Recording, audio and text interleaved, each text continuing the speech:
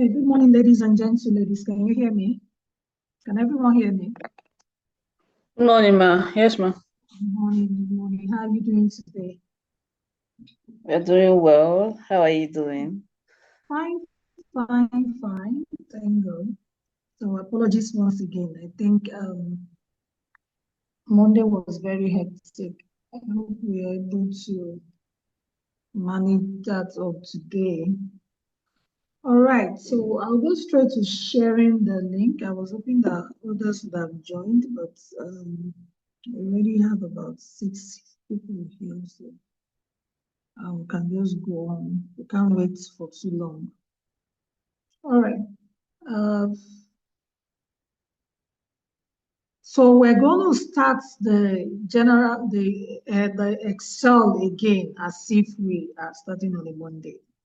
Sort of run through how this works. So, and then you can actually begin to fill it in as you feel, as you deem fit. So we'll run faster, but slow and steady so everyone gets it.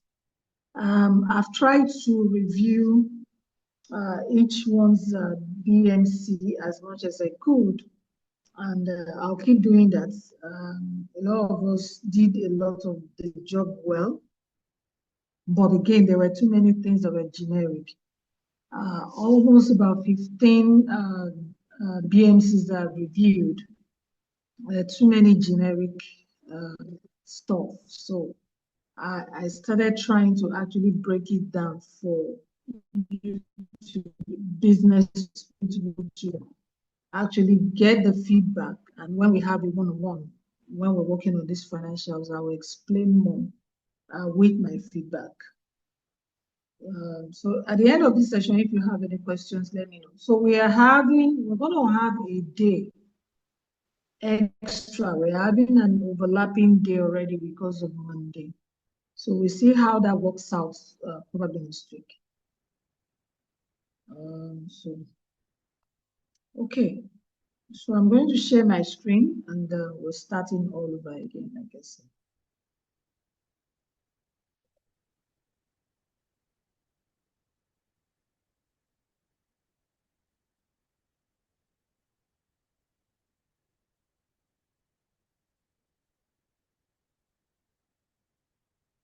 Yeah.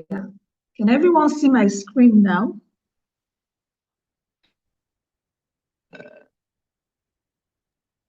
Yes, ma'am. Oh, okay. So we're back to the assumption page. Maybe I need to cut off this actually because what is our sources today. So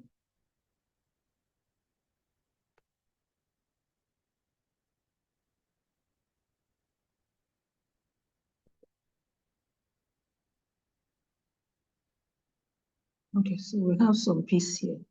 All right.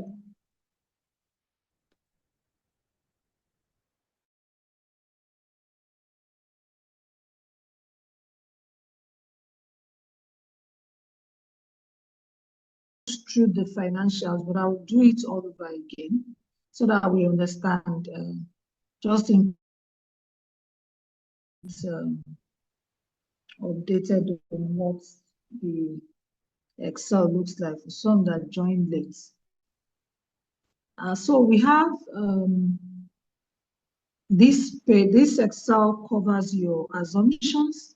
So the assumptions is where the tax and this particular assumption is to actually cover the tax and the current interest rates, which are short-term interest rates, long-term interest rates, and then any other general assumptions you may want to make. And there are different types for depending on the size of the company. But for now, we'll just limit ourselves to these 3 assumptions. The Excel has, like I said, 5. This financial is for, this other one is for a 5-year financial plan. And okay, looks like my slide is gone again. Oh no.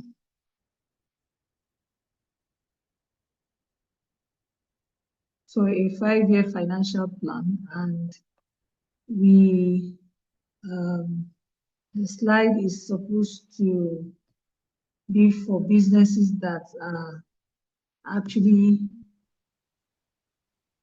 I hope we are not starting this process all over again today. Oh my God.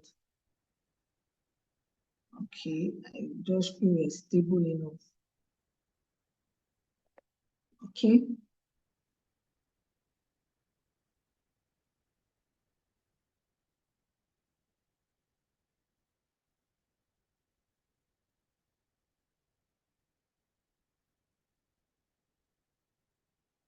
Okay.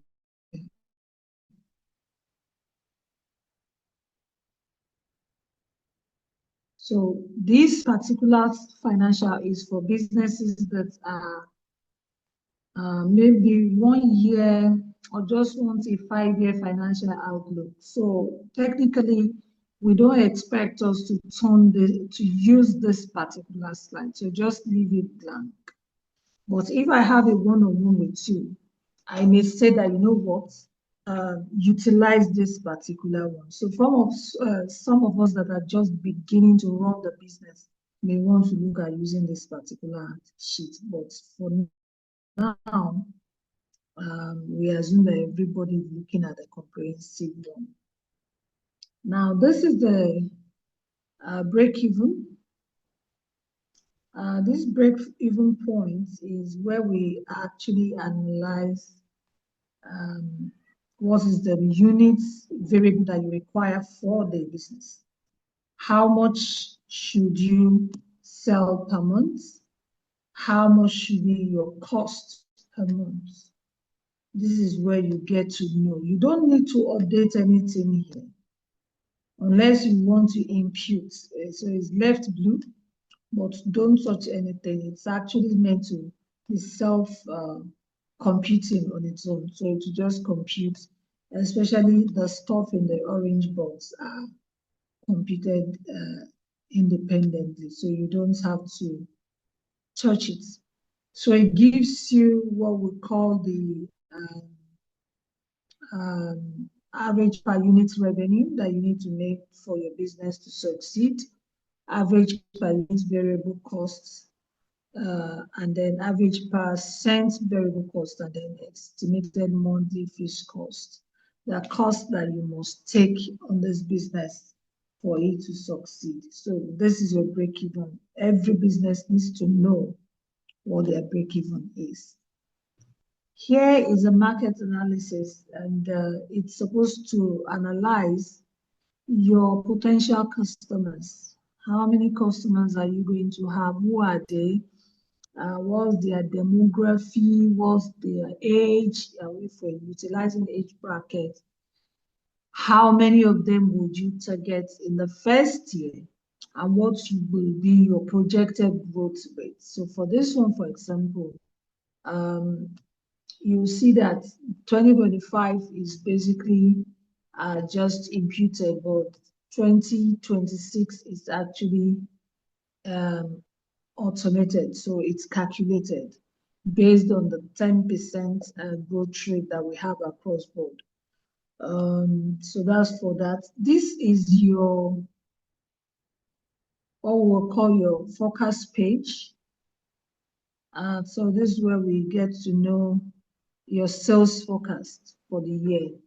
For sales, how much am I selling, the unit price, and estimating your total revenue, and then total cost for each of the products or service that you are providing. Then go to the financial plan. This is where we factor in the cost of personnel. This is a bit comprehensive, so it breaks it that there's a portion of it that is just basic, but we're not going to use that. We're just going to leave it at this particular one, starting from number 16 to number 50.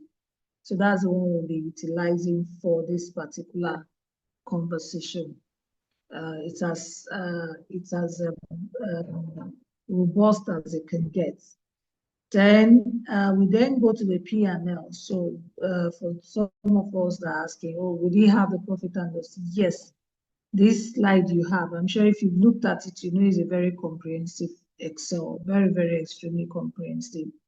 Sometimes auditors don't even have it. They don't understand some bits of it, but it's a very comprehensive financial document you can use and utilize for your business, thanks to what we're trying to do with women. So it's easy for you to run your entire business model here in terms of the financial model. So this is the P&L. And so the P&L looks at your total cost. If you notice, your sales is coming from the sales page, where the sales forecast page. Payroll is coming from the personnel page. And then we're going to, this calculates your cost of goods sold, the gross margin, and the operating expense. We go down to look at the operating expense, the general, the sales and marketing expense. Now, sometimes, not sometimes, except most often than not, small businesses do not separate their expenses. So this allows you to separate your expenses. So there are sales and marketing expenses, there are general and administrative expenses, there's something we call other expenses. And there inside the general and administrative, you find your payroll taxes, your depreciation, if you're depreciating your assets, which you should anyways, and then the payroll taxes as well. We need to pay government, payee and all of that. That's going to be paying out from the business. So these are other expenses could mean maybe you have a consultant you're working with, maybe other expenses that would identify. And then this calculates your EBITDA, earnings before interest, tax, depreciation, and amortization. It's a very important figure. So earnings after all of your deductions. So you then go down to have your net profit. So your net profit is calculated monthly. So by the way, I mentioned in the last session, so I'll mention again that this plan captures 12 months, January to December 2025. And most of us will be forecasting from September 2025. It also captures, if for whatever reason you're not forecasting from 2025, then it captures 2026, January to December 2026, and then it gives you projections for 2027, 2028, 2029. So we have a total of 5-year projection on this Excel. The next sheet will be the startup. For so many of us that are starting up our business, this is a page where you input all of the things you will require for startups. You can keep adding, inserting sheets, and it will still compute. So just keep inserting. So by the way, I said that anything in blue, most often than not, you can edit. The ones in black, please don't touch at all. The ones in blue, yes, but there's some in blue that has computation. So when you click and notice that there's an Excel on it, or a computation, a calculation on it, you leave it, or a formula as it is. It should be called. Now you have a startup funding page or a funding page which computes how your business is funded and the funding needs at a time T. Now, this funding page covers both liabilities and capital. It captures your assets from your balance sheet. It captures your liabilities. It captures capital investment, which is either equity from your own end, or as the owner of the business here, or from an investor. And so it calculates how much. By the time you input figures here, you realize that it balances up. So all of us will be filling this part to know how much total funding we require. Somewhere called the past performance. Now, this past performance pay sheet is for those of us that have historicals up to 2024. So this can capture historicals for the last 3 years, starting 2022, 2023, and 2024. Pretty much competes on its own, and then it loads into the financial projections. So you can have past performance. For some of us that asked us, what if I'm an existing business? Yeah, an existing business will need to fill in this for us to have the projections for the business for the next 5 years. So altogether for existing business, this particular sheet is able to compute at least about 8 years financials, depending on how you look at it. So there's the cash flow. That's the next thing I'm showing here. So the cash flow, somebody has asked, do you do cash flow? Yes. So how the cash, follow the money. I teach that a lot. So we'll follow your money here. How is the money? Essentially additional cash received and additional cash spent. So how much money is coming in and how much money is going out. And this captures also money that you receive that you have to pay back, like sales tax, VAT, and any other fees or that you receive from clients that you have to pay to government. So you notice you receive this subtotal cash received, and then it's going to equate to subtotal cash spent. Or else we need to look for where the money is in your cash balance and ensure that it is balanced. So it's also 2 years of financial 2025 to 2026, and then there are projections for up to 2029, as the case is for all of the sheets here that requires projections up to 5 years. We have some other ones. They're not very, they compute on its own. Most of them are black. You see that your sources and uses of cash, how cash moves. And this explains really your cash movement. And so if an investor looks at this, they see that, okay, you've done a thorough job in terms of cash movements in your organization. We have inventory. This is the stock at hand.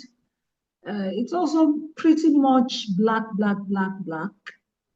And so it gives an idea of what your stock look like and how many months of inventory you have on hand. This is essential for those that actually buy maybe stock raw materials or stock the products in the warehouses. This is payment detail. It explains if you have delay in payment. Some people, a whole year, they've not received their money back. So if that's your structure, we need to structure the payment detail delays here so that we know at what point your balance, your cash flow will be stressed up. If you don't know how your income or revenue is delayed before it comes in, you may not know when your business is actually bleeding because there's no cash. And so these receivables, how much of my money is outside there? I need to know how many, how much money is out there, maybe on credits. What percentage of my sales is on credits? It's amazing because a lot of the time, in the last 20 years of me analyzing businesses, being an investment banker, working as a research analyst, I realized that credits that they didn't come back, receivables is good as gone, bad debts. And a lot of the time, businesses carry this as money is coming on their portfolio. In my own case, I call it portfolio because I'm an asset manager, or on your balance sheet as a business. And that weakens your cash and how your business is able to breathe. Now, if your business is not breathing properly, most often is running out of cash or is choking. So we need to know how much. We may not need the page, but I will ask a lot of independent questions for those of us that scale through this and are able to actually give us the figures that we can work with. And then this is the almighty balance sheet, nothing to impute.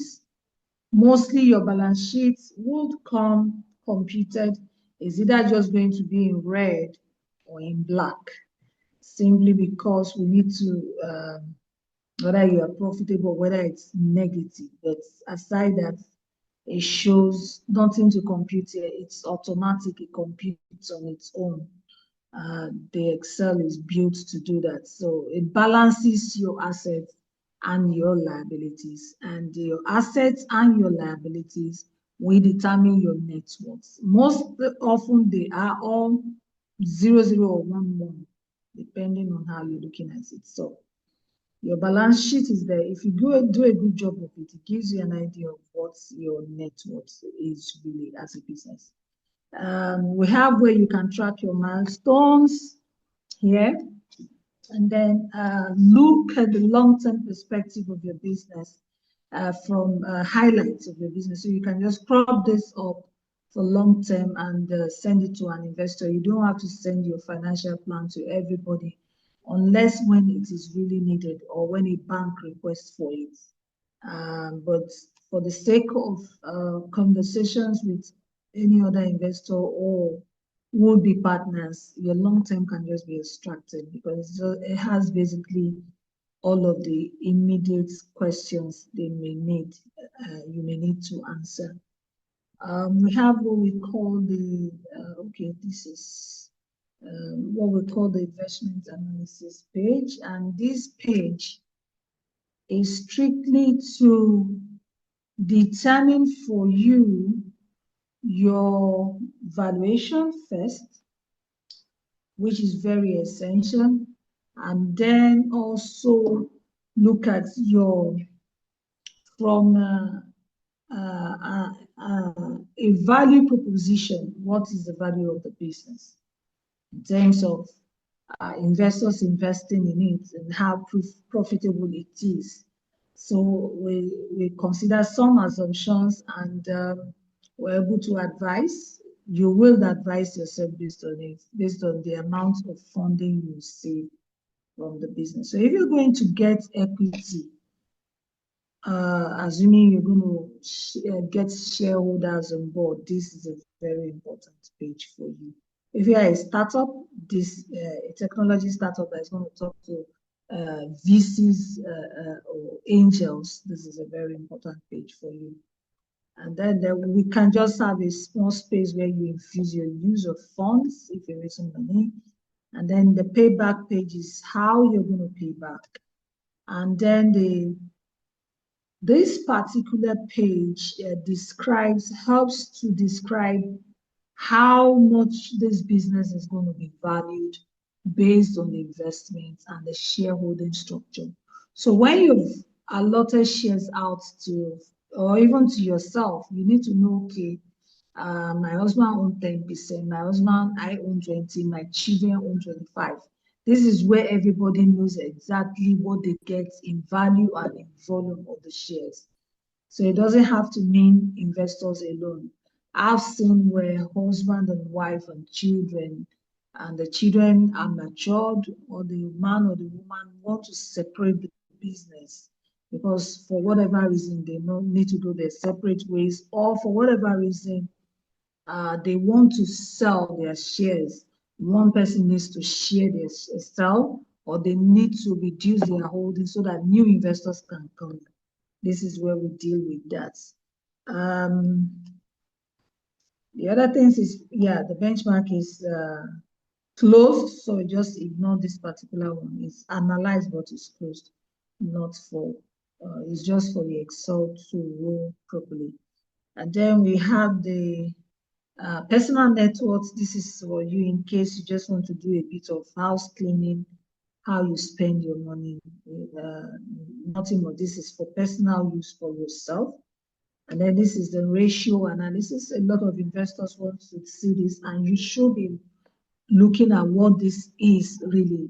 you should actually be interested in what is the percentage of your growth against your total assets, what is your net worth, what is your percentage of sales on your growth, what are your main ratios, what are your acidity, are you the current ratio, the quick ratio, the total debt to total asset ratio, pre-tax or your net worth. These are very important ratios businesses should track. Thankfully, you don't have to touch this. It's automated on its own. So, ladies and gentlemen, I would walk us through starting. I hope you have your financials open on your Excel. So, I want us to fit in your assumed current interest rates. For us, last week, we said it's 10% per month. Long-term interest rates is about 35 to 40 in Nigeria. So it's going to accumulate. Tax rate is about 30% in Nigeria. So please update your own Excel. I've started hand-holding through these Excel sheets right now. So if you have a different figure from mine, that's fine. Just impute all of this as it is. 35 for long term, 10% for current interest rates, which are interest rates that fall due within a month, and then your tax rates. Please, any questions for me to go to the next sheet? So we're going to ignore the financial page. We're going to ignore the break-even page because it is self-computing on its own. Even the one in blue is self-computing on its own, except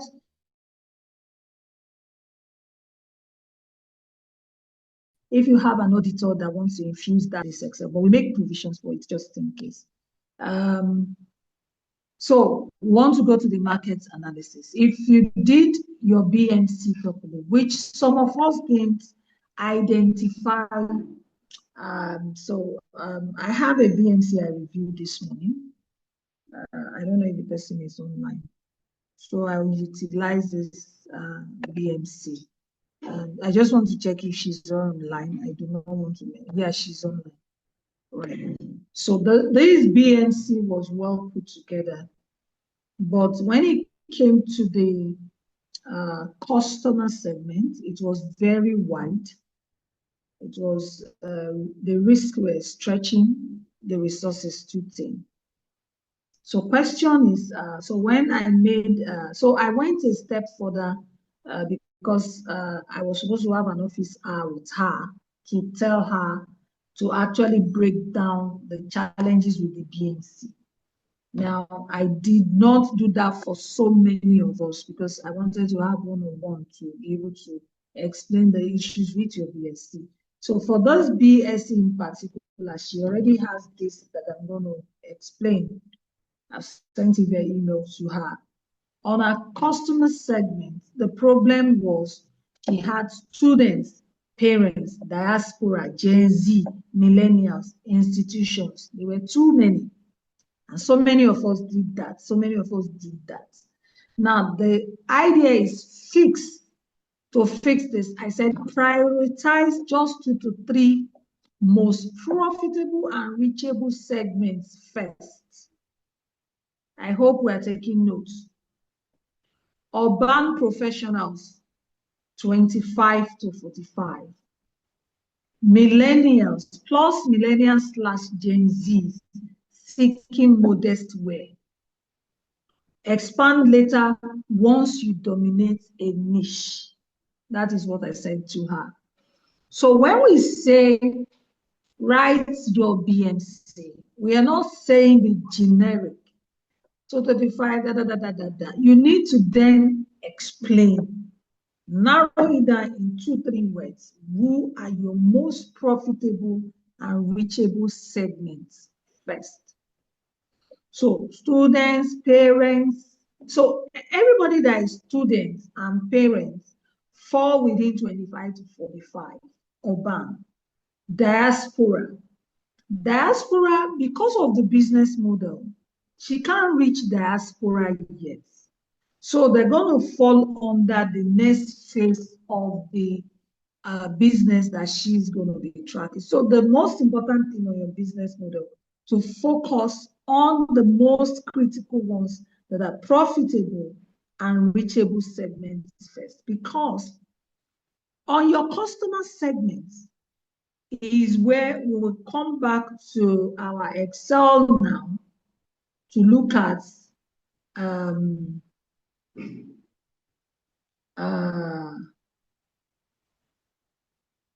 trying to go back to my sharing now so that I can go back to my Excel.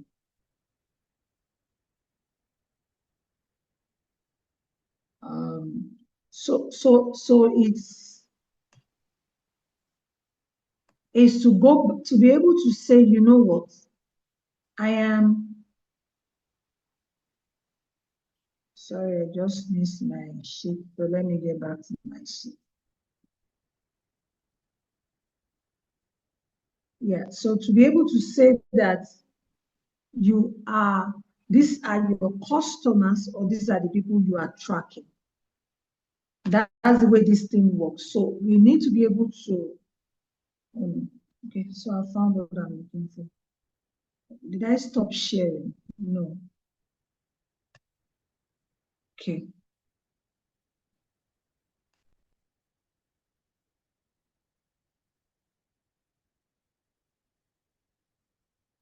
So so you are able to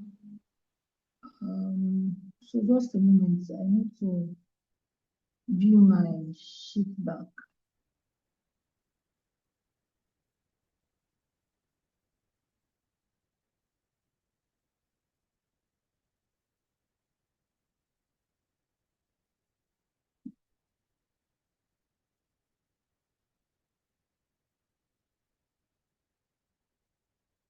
So it goes into your Excel and you are able to now begin to see what's really happening to the to your financials. I'm actually looking for my financials on my screen.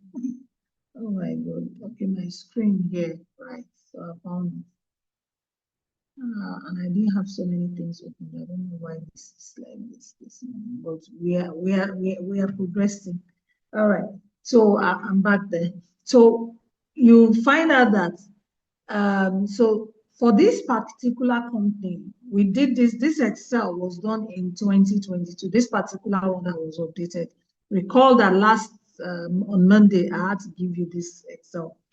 This company has factored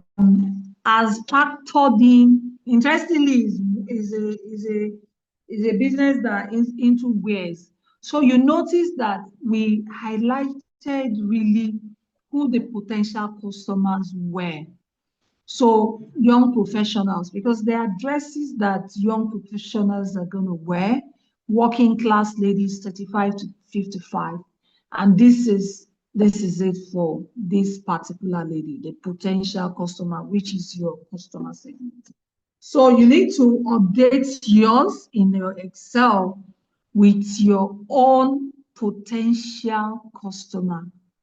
Who are they? So in the case of this my lady, Urban, it has been summarized for her, and she now has clear understanding of who our customers really are. Some of us did a very good job of it, but some of us still really need help. So that is where it is. Please, have you done that on your Excel? Have you added that on your Excel? If you've done it, let's say yes. If you don't understand it, say no.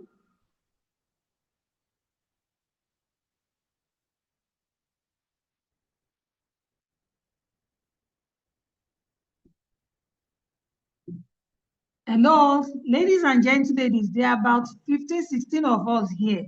Right. If you don't understand it, no worries. I'm here for you. I haven't done it. Good. Right. So what are the challenges? Do you understand what I mean by imputing? So for who are we going to take his or I mean, sorry, he is not here. Her financials. Who wants to give me an idea of their potentials, potential customers? Okay, Kehinde, it's clearer now, so you can do it on your own, right? Okay, good to know. I have not done it yet. Okay, right, good. Great feedback. Right. So if you don't have clarity, you can actually raise your hands and let me know. Yeah, Buki, go ahead, please. Okay, so I haven't done mine. Yeah, but my potential customers really are the bulk of my customers and my bulk sale comes from distributors. So those are people that give me take the bulk of my products. Okay. So every other one, so my pretty much my customers are my distributors, a few retailers, and working customers. So those are the three people my target are.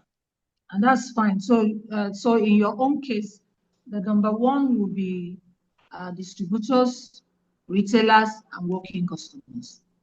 Mm-hmm. So so let's use, for example, let's say, can I edit on this? I should be able to. So we can. I was hoping I could edit. No, can't edit here. I wanted to edit. I'm serious.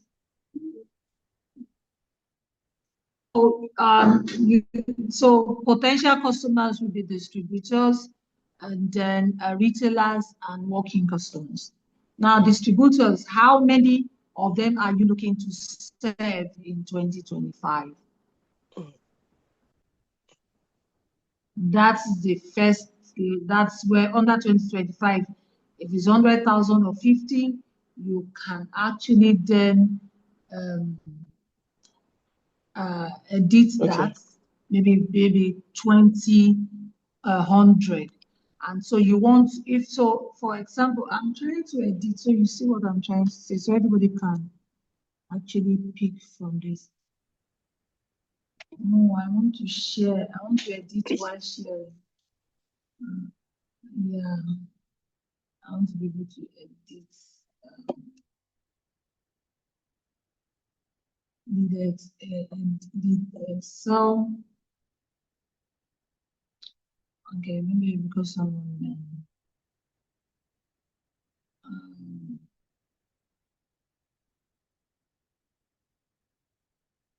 So let me.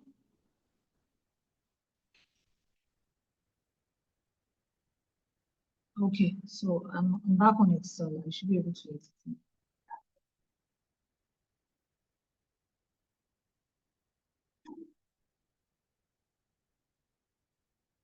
I just want to exit full mode so that I can edit direct, so but you can see what I'm doing.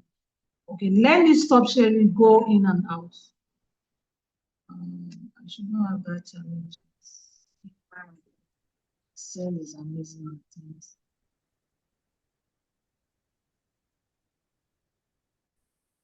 Yeah.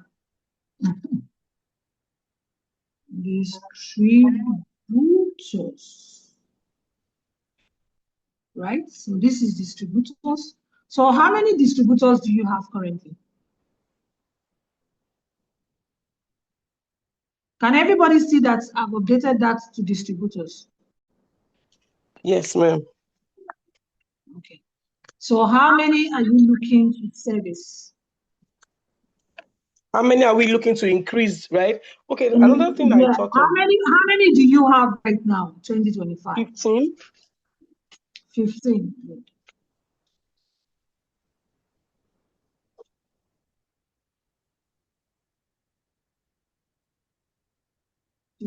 15.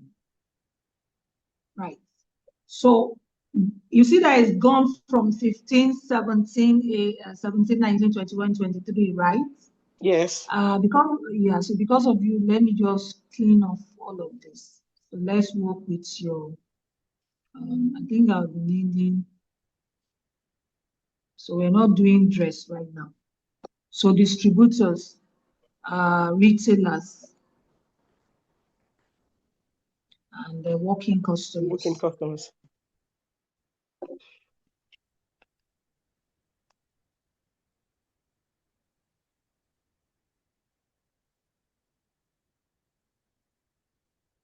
All right. So working customers, how many? Retailers, how many? Retailers, about 20 of them. Okay.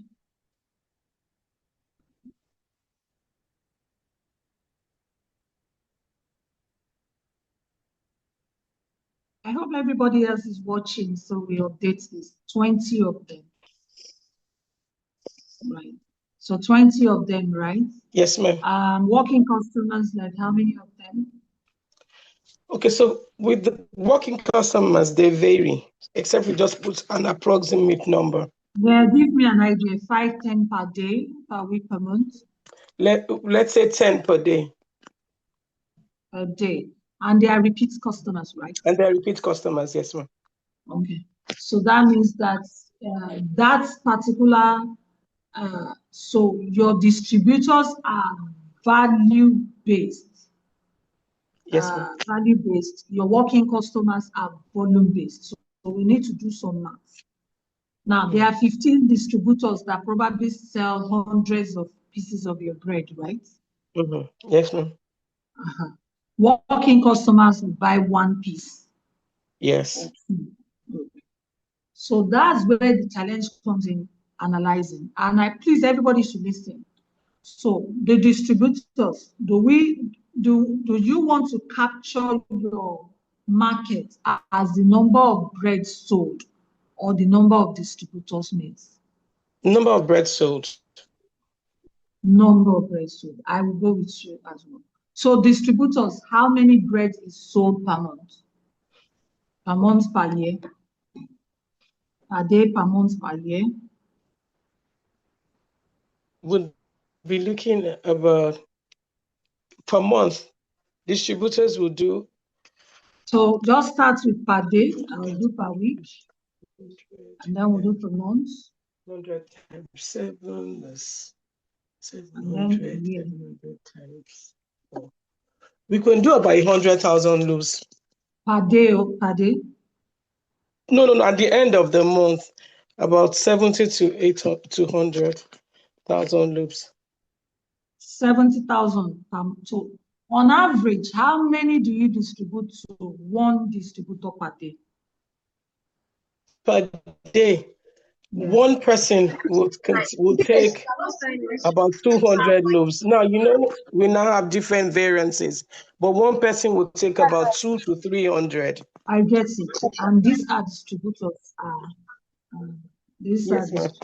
don't worry, we'll find. I'll work with the So actual this, label. Yes. yeah.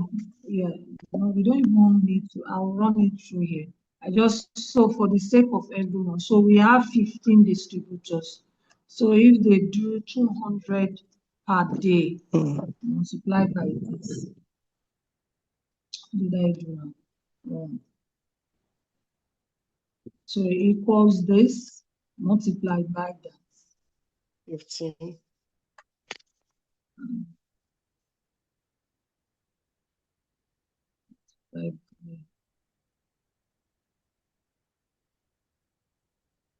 Now my Excel is acting.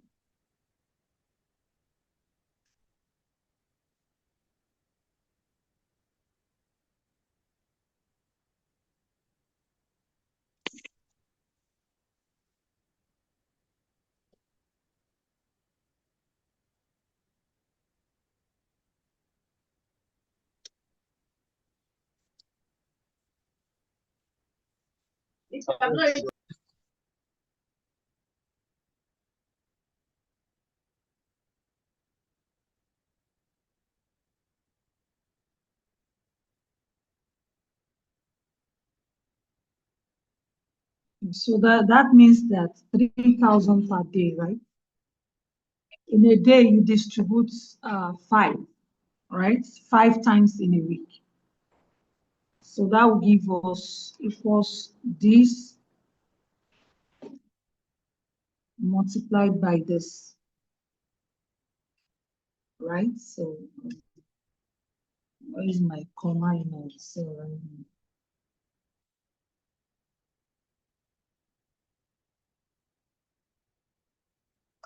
Please, you guys admit the people that want to admit so that you don't clog my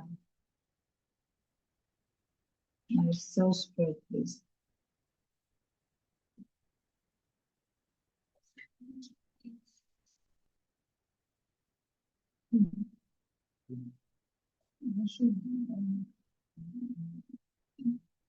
So that's 15,000. Does this work for you?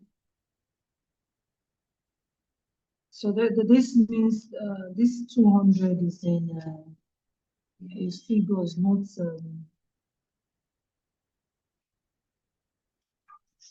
what's the number?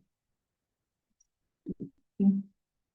So in 1 month we'll do 4, right? So this will equals this multiplied by 4, and that's 60,000. This equals 12 months. So 4 weeks. 4 weeks make 1 month. So this is equals this multiplied by this. Don't get weary. This is just what you could do on your calculator. Don't be scared. There's nothing. This is just multiplying. So 720 loads per year for distributors. Is that looking like it? Buki, Madam Buki, are you there? Yes, ma. Yes, ma. Is it looking like what you have on paper there? Yes, ma. It is. Okay. So we will have, I will just say this is equals to this, because in case we just have to put. So 720. So are we growing this by 10% or 20 or 30? Because 10%. look at the figure. Look at now, the I was going to say figures. something. Yes. Now, so the number of distributors that I have, Yeah.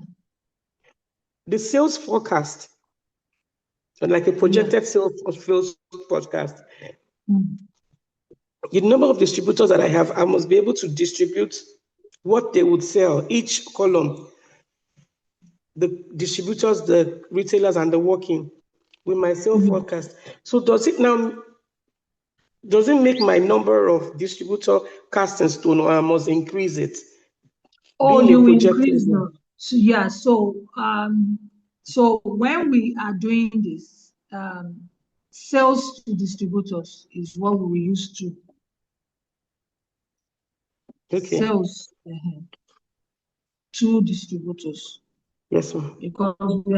Because this is the best way to minutely explain sales to retailers, and then sell to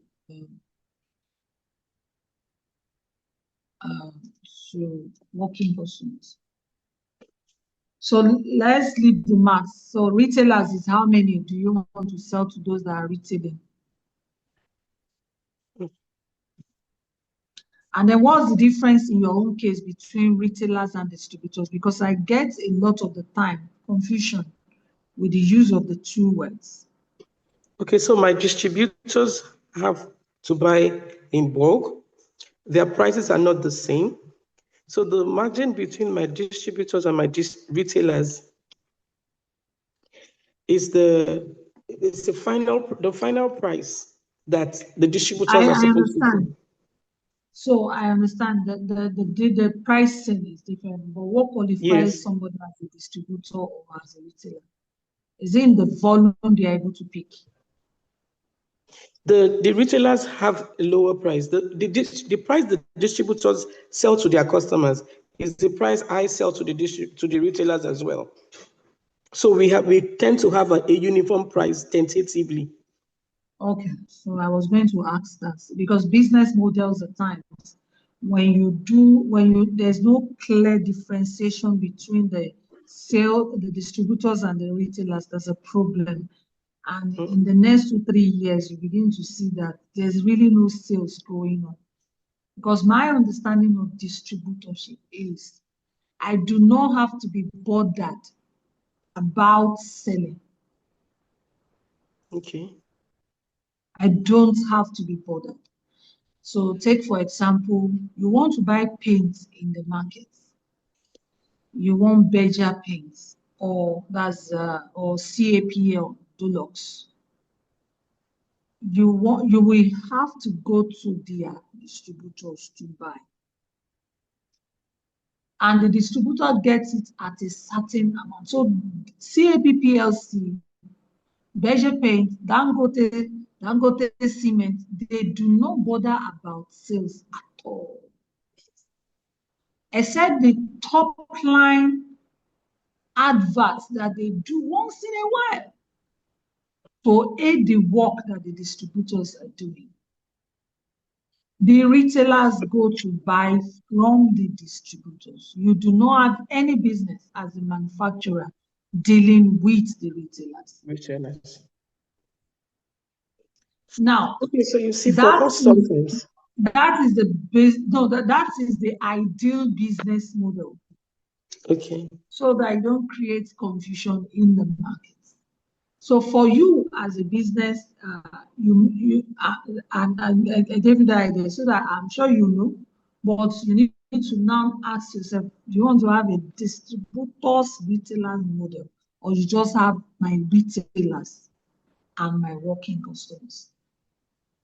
Because your retailers are essentially your distributors, which, by the way, you have to come bring the products to them. Meanwhile, your distributors are to warehouse and take a lot of cost off you. So, because of what you do is why I'm asking. So I'm looking at Boku bread. Boku bread, they manufacture themselves. I don't know. I think I'm not sure I like the bread. I'm not a fan of so many bread that is too sweet, by the way. But I like the bread. It is very hot. I don't eat butter, so unfortunately, I don't enjoy it any longer.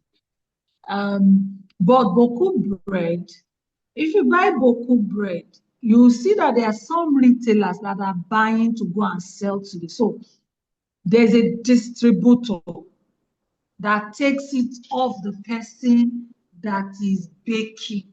So the bakery is somewhere. We don't even know who bakery is, but we just know there's something called Boku bread. You get my point now? Yes, ma'am. And Boku, so that is a distributor model, the ideal model.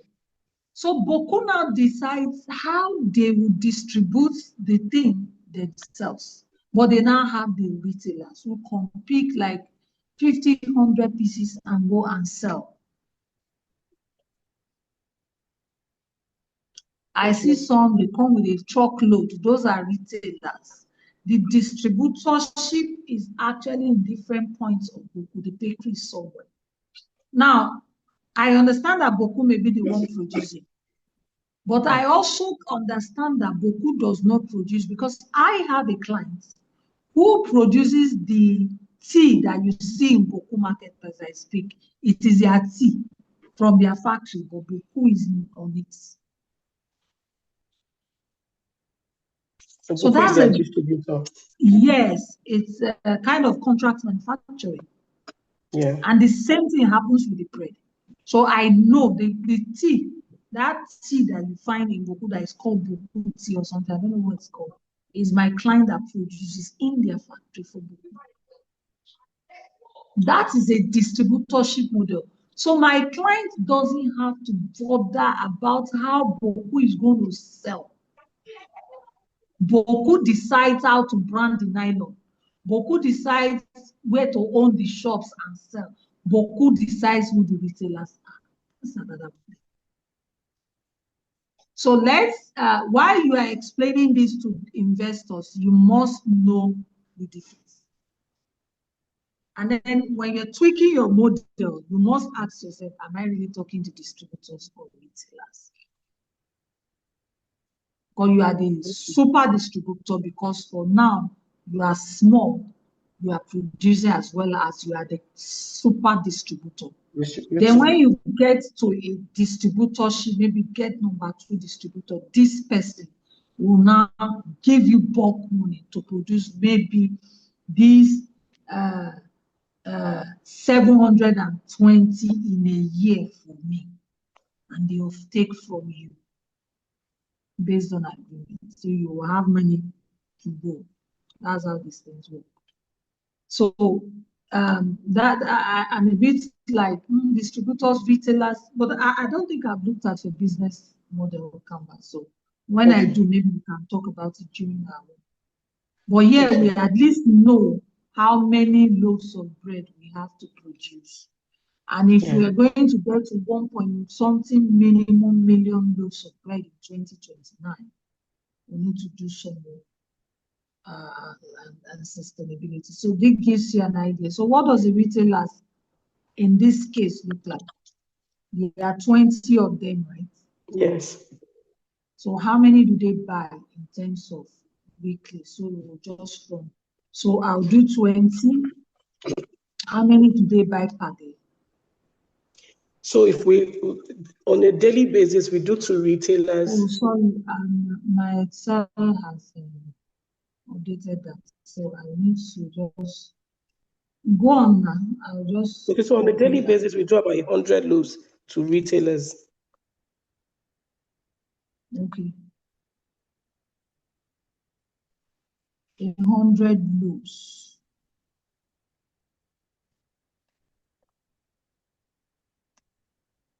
Okay, so 100 loaves to retailers. And there are 20 of them. Okay. All right. So that gives us about 480,000 in a month. In a month. Right.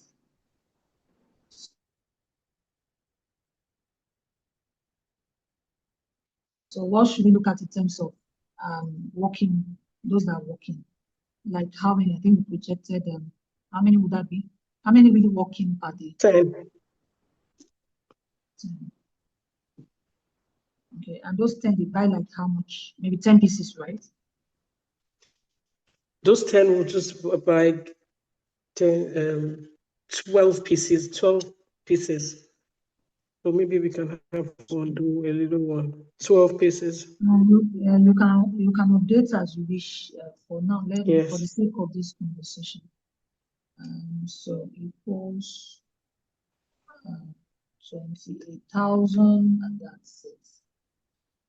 So you are growing at a rate of so in 2025 alone, if you're going to, in the next few months, you're going to have to produce,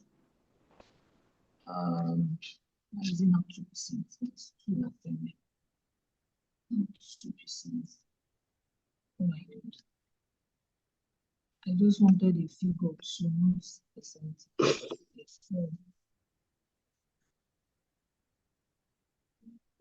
Oh, good.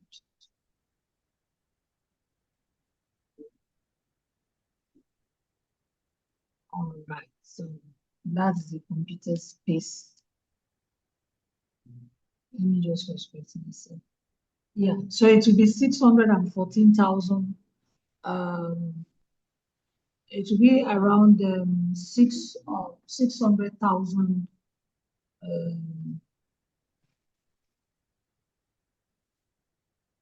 Please let me do Excel. For Excel, come and give me headache here. That's a 2% growth we're trying to do. Yeah, so in 2025, you have to produce at least this amount. 60,000 loaves. 614,000 loaves. Yeah. In a year, it will be 1.2 million. Next year, you are projecting to produce 1,351,000 pieces of bread. And it goes on like that. So on average, your cumulative average growth rate over a 5-year period is 10%. So when you are talking to anybody, this is a projection of how your revenue grows in the next 5 years. Like Now, can I ask, is it 10% growth fixed? No. So 20. Yeah. We grow this by 20. And grow this by maybe 45, maybe. And grow this by working customers. You can have a store on your own. Maybe you decide to grow it by 30. By 30%. So you see that the growth rate is now looking like 31.7%. If that means that you're going to have to do a lot more work. Yes. This will require staff. This will require people because you have jumped you've jumped from 1.2 million to 1.57 in 2026. You double that amount in the next 2-3 years. So you need to double on the people that are working. So please, does anyone in the class have questions on this particular one? Because it's the same thing for everybody. Can everybody do this on their own? You can project your customers.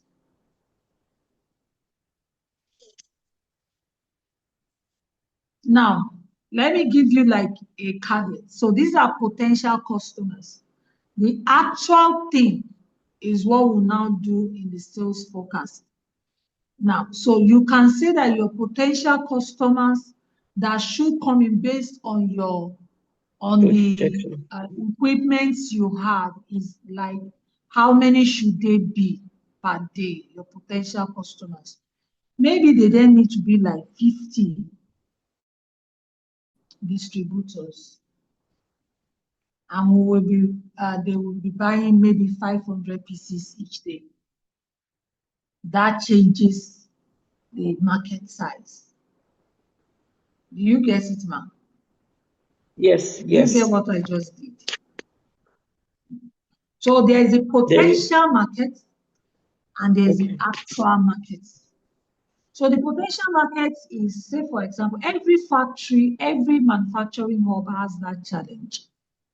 The potential, I like to see myself when I'm talking, so I'm back to my video. That's my video, right? So the potential market allows you to understand what is the maximum that I'm able to produce. So these are now deeper conversations around the market. So when they say, what is the size of your market? This is where we need to impute that. This market, where is it going? What is the potential? So you can have 50 distributors who buy 500 pieces of bread, loaves of bread from you every day. And that will accumulate to 6 million possible buyers of my bread every day. So that means that I can produce 6 million loaves of bread per annum. So that means that per day I'm producing at least 25,000 pieces. So what is the capacity of what your capacity is right now is what we're going to work on in the next sheet.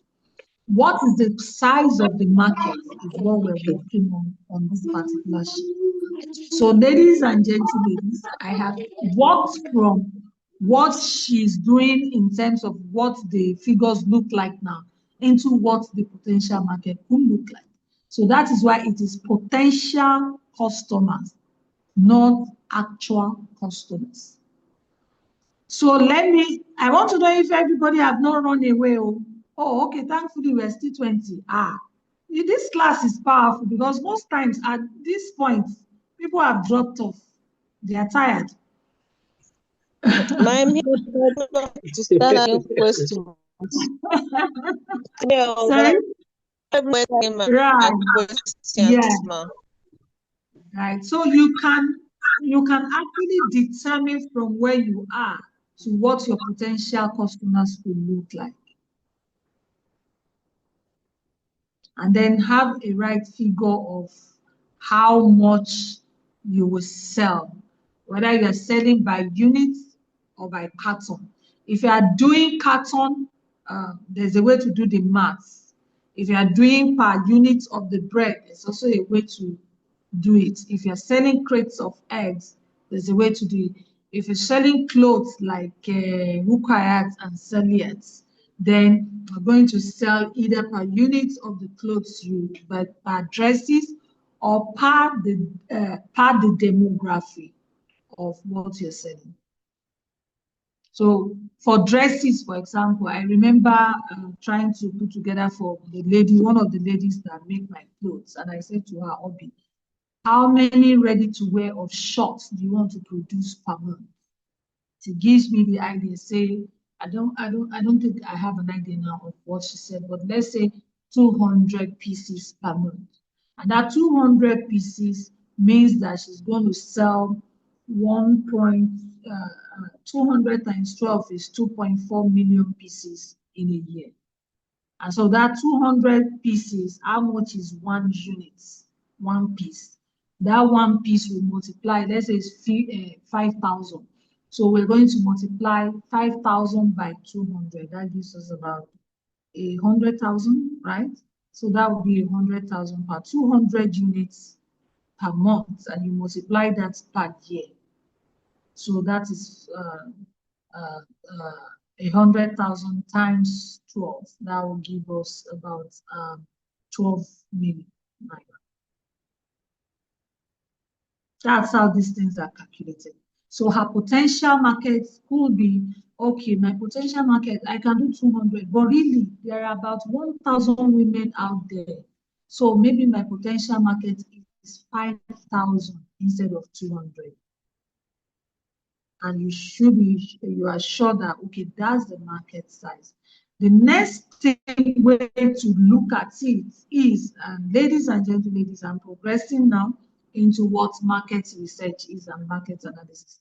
Then you can take it a step further from this analysis to say, but wait a minute, Nigeria has 200 million people.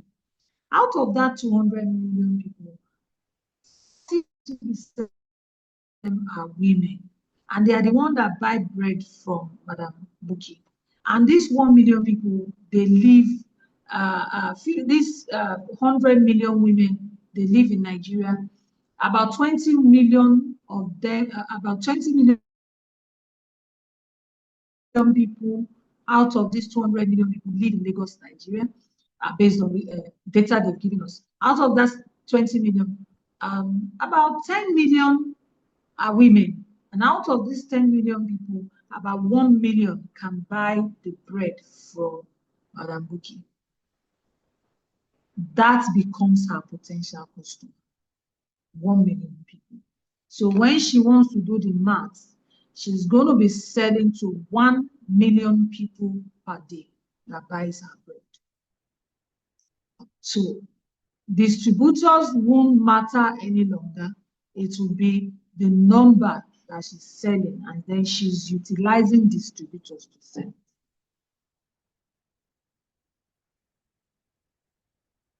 Yes, it takes a lot of practice. So start practicing now, because by Friday you are giving me your financials. That's why we're breaking it down. The writing. Okay, but let me ask this question. So based on my market segments, or sorry, my customers, do you advise I leave it as number of bread sold and not think about the channels to be sold? I like the question you got into, where I would have loved you to get. Yes, number of breads that you want to sell. So I don't discuss who I'm selling it to. I'm just discussing this is what we can sell this month, and this is what we will sell next month. My potential customers, you know, when I was explaining BMC, I touched on it, is to say that your potential customers are the people that actually make the decision to buy. Yeah. Now, if the distributors don't sell the bread, you are not selling, because they won't buy from you. They'll just go to another supplier. So that woman that makes the decision of buying bread this morning, or the people that make the decision that, you know what, is boku bread you want to be eating inside this house, is your target market. How they will now decide to reach you is the channels to reach them: distributors, emails, pop-up shops for distributors, retail sales, etc., etc. And what is the demography of these people? Working class mothers. So your potential customer will now change from not distributors to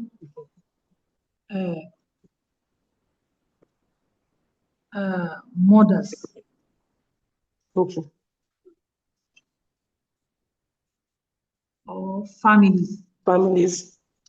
Mm-hmm.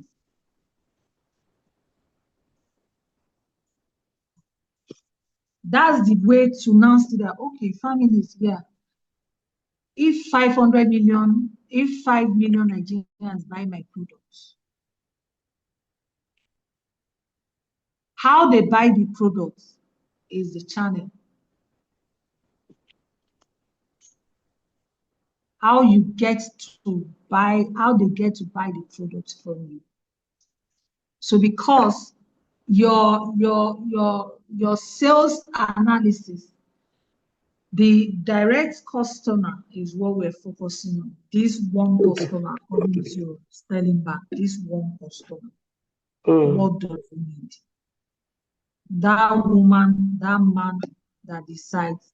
So in brackets, your potential customers are families, mothers and fathers, because they are the one that decides who buys what. You can have students. Maybe you now decide that you are selling to, and then so the working customers are part of these people. We know they're working, but who are these customers themselves? So you know that you are selling to those women customers that turn around 6 million units of your bread every year. And then you look at, who else is going to buy from you? Students, mothers, who else? Families, mothers and fathers, students, and maybe single people and single married. Those are your customers. How you reach them is a different case. You notice that the figures don't really change. It's just how we describe them. And the more you are able to describe them, the more you can minister or speak to their needs. And begin. So if you know that your families are Gen Z families, for example, Gen Z. So the demography, the peculiarities. So Gen Z mothers and fathers, they probably may not mind the bread that has a bama inside, or they don't mind the bread that has maybe jam inside it. So that helps you to focus on this customer. So you may have a variant of bread that has honey for those that are like me, that want, instead of using jam or bama or butter, I spread honey on my own bread. And I love it because when you toast your bread, I don't know, slightly toasted, slightly hot, and you just spread honey on it, it's super sweet. And I think super healthier than the bamas and the jams and all of that. But imagine that you now decide that your strategy to sell 6 million pieces of bread per annum is to include a sachet of honey inside your bread. Bookie, madam, if you do this, a lot of people will buy your bread more than Boku right now. It's a business I've had something pretty close as to what you're saying as a strategy, but I haven't implemented yet. It's what has been on my mind. Yeah, so So I mean, I've that's thought why about it's putting good tea to bag narrow down and your Milo. potential customer to who is Okay. actually making the paying decision. Okay. So this is business model on the financial analysis now to make sense of how revenue really comes in. Mm. Okay, I'm sure you'll be able to now decide who are your potential customers and all of that. Does anybody want me to help with this so that I'll explain your own as well here? Wipe out this and then we'll look for another company to work with. Thank you very Anybody much, man. This ready? has been very helpful. Thank you. Hello. Yes. Yes. I like Okay. that you're yes. Okay. Okay, so what do you do? That's a complex question. Thank you. I will do a short narration. The company was purely for exportation. Just tell me market analysis Purely is for about the exportation, numbers, but not later, purely for exportation, but later we went into backward integration. And that's made us to go into cooperative farmland, farming, processing, and we still aggregate from other people. In order to meet up for export, we have to do certification, too many things. So our major market is selling to distributors of diaspora or those who own stores in other countries. So I ask a direct question. What do you produce? Yes. What do you sell? Whether it's Okay, cooperative markets or do you manufacture, do okay, we you sell shea butter, we sell shea butter. shea butter? We sell shea butter. Let's start with that. African black, then food stuff. So shea butter, food stuff. Have I reviewed your business model? No. Oh, okay. Interesting. All right. Shea butter, food stuff, right? Yes, ma'am. That's all. So whatever it is under the model of how you get it is different. I just want to know what the products are. Shea butter, Yes, ma'am. food stuff, right? Shea butter, food stuff. Who are the ones that are buying? Who are you selling to? Who do you intend to use your shea butter or food stuff? Okay. Sorry, ma'am. Our buyers are diasporas in Western countries, in most cases for shea butter. Now we have moved Who into is another going market to segment. use who is going to use, see, ma'am. Diasporas, most especially mothers. That's why I say it's complex. We sell, let me say it. We sell to house and we sell to those who I'm make not asking you cosmetics. for who you sell to. Who is using your product? Who is the end user? The end users, I would say those who buy from the stores. How do you are you producing? I don't know. See, hold on. I'm not having any business with the end users. We deal with the stores, and that's all we know. People walk into the stores and pick it from the shelf. I get you. I've gone into the store this week to pick a lot of things.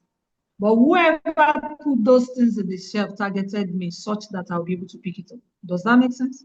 Okay. Yes, ma'am. And then I picked where's the example of anything here that I picked? Good. What's this?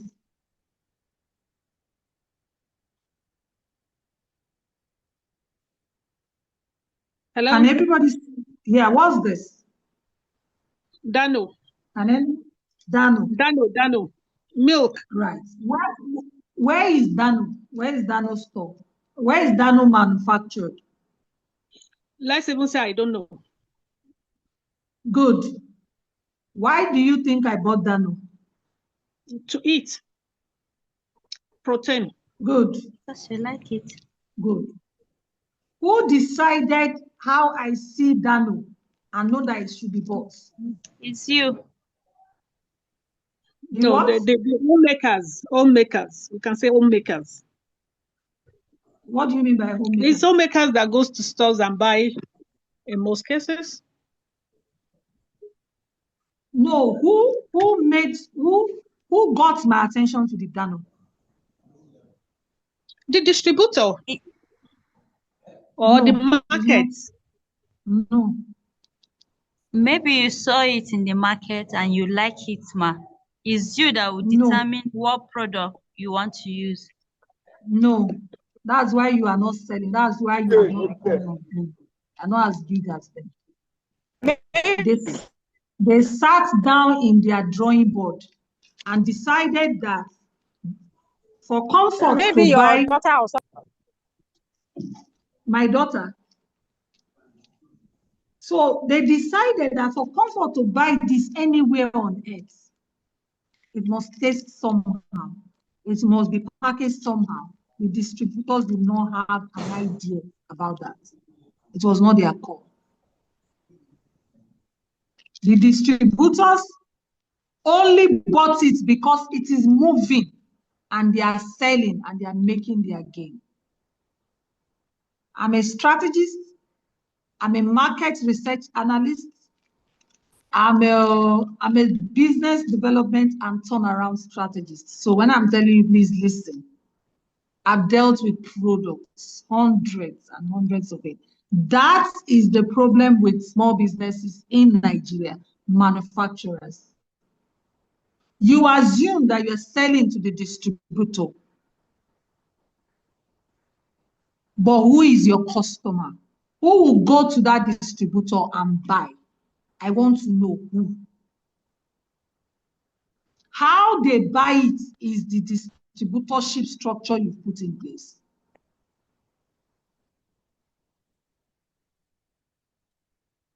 So Dano is here because we used to take milk. We all grew up with milk. In my house, it was Coast milk.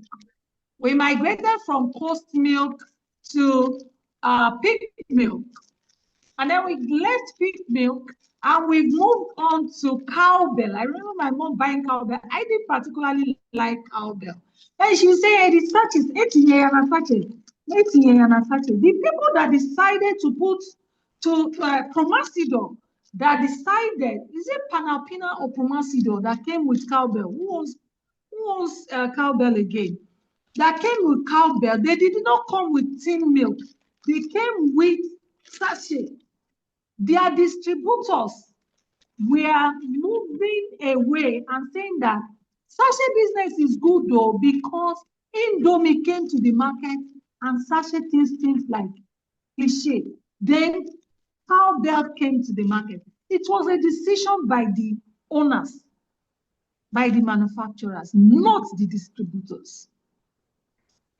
The distributors then started selling cowbell because it was moving. If it is not moving, they will not take it from you. What makes it move? Let's understand why it is moving and let us sell more of that product that the producer distributor is selling. Your distributor is a middleman in your business model. Every time you sell shea butter, who buys your shea butter in the store? I want to know, ma'am. Okay, ma, thank you very much, ma. I appreciated your teaching from the beginning. And I want you to know that most people don't speak because they don't want people to talk back to them. Anyhow, you did, but that's aside. You are not part of my business, so you don't really know what I've seen. I am telling you that my distributor is the one that designed the package that I'm using because he wants his products to be cheap. Okay, so are you doing contract manufacturing? Possibly. I said it the other time. We do more of contract manufacturing. It's their label, their names that appear on the other side. Good. Okay, so it's contract manufacturing. You are a contract manufacturer. So it goes back to what I'm saying about the Boku bread. The Boku bread is has my clients contract manufactures for them. right? And this Boku buys from them. Boku buys from them, and they sell. The label is Boku tea. I think they call it something. It's one particular brown cover like that on their stores. My client doesn't have to know how Boku sells that product. But my client does something that I did a strategy session for, which is the quality of that cocoa, where it's coming from. So we need to look at it again. That's your end customer, the distributor. So you have one distributor, you have several of them, you are contract manufacturing for them. They are buying from you. The model is now a bit tweaked. So let's look at what your model looks like.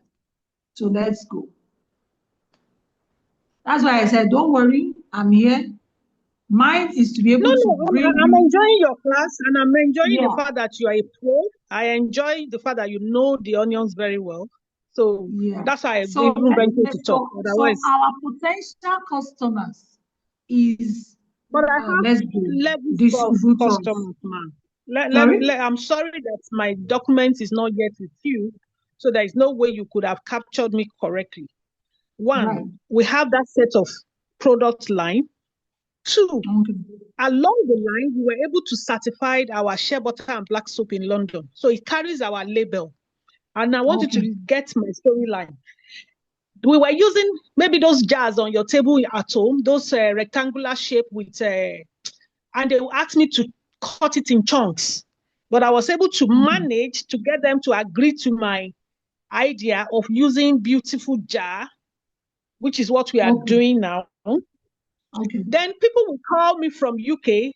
I want so. So I told them, let's package 3.5 kg and bigger sizes because of those who use it for their cosmetics production. Okay. So we have that set as well. Okay. So we have the old version, which is 1 kg. We have the new version, 500 gram, which can be placed on the dressing table for people to use at home. And we have 3.5 that people who are also reproducing or going to resell are also buy, or 25 kg. But in recent time, I've been able to go to Amsterdam, so I've met other bigger company because shea butter is actually food. Who now wants us to do bigger volume for them, which is to sell to manufacturers. Hello, ma'am. Yeah, I'm listening. I'm with you. Selling to manufacturers, at the same time selling nuts, the shea nuts to manufacturer. So our dynamics already have changed this year compared to where we are coming from. We've changed our model a couple of times. So I need to book time. I would have done that last week, but I was on my way to Abuja. I was one of the Weather Fund awardees. I think I messaged you. Yeah. Yes. Congrats. I actually applied. I didn't get it. Or they did. Okay, I think I filled the form when it was almost closed. So I used the one for. No, it's not the reason. It's not the reason. It's not the reason. They had over 68,000 applicants. So they were using anything possible to cut off. They should have taken you for a They didn't even respond to me at all. I didn't get any single mail. We failed, we passed, we considered it. So I didn't talk to you after. Don't worry, I'll talk to you after. Any email at all. I didn't get one single response. So in fact, when I saw the 68,000, they could not have replied. They should have at least responded that, okay, your form was received or something. But it's okay, congrats. I think I have 1 or 2 others like that. That's a good one. Okay.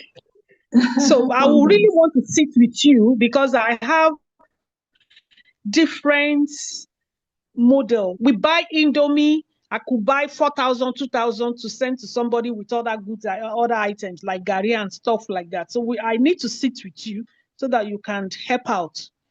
I don't mind, please. I'll find my way to Lagos. I live in Ibadan. So I will probably come next Wednesday to your office so that we look at it. But because you were teaching that financials with pro, I just had to talk. If you read my comments in the attendance, I said it was a phenomenal teaching, discovery in finance, in financials. Yeah. In financials. You did well. Thank you, ma'am. You did well. You really made me know you know it. Because most people, they will just do abracadabra and you complete that set. They will push it aside and say, okay, Yeah. you get somebody to do it for you. But you are doing it. I know one of my friends is online too. Both of us have been discussing it. Thank you very much, ma. All right. They made a good choice for us. Thank you. All right. Thank you. Okay. So do we still do we still talk about your business model, or you are clear about? Yes, I'm willing to. I'm willing to. Alright. I'm willing to. Okay. I'm willing to say more. Yeah. So I'm trying to. It seems like so somebody asked difference between white labeling and contract manufacturing. Truly, yeah. I'm asking ChatGPT, man. I'm asking it, but if I will answer the difference, I think contract manufacturing is when someone decides that, you know what, help me manufacture. I have the best way it works in Nigeria, contract manufacturing. You have an equipment is underutilized, subutilized, or can be utilized maximally. So you get to produce for some other people that are producing the same thing. They can label it whatever and they go on.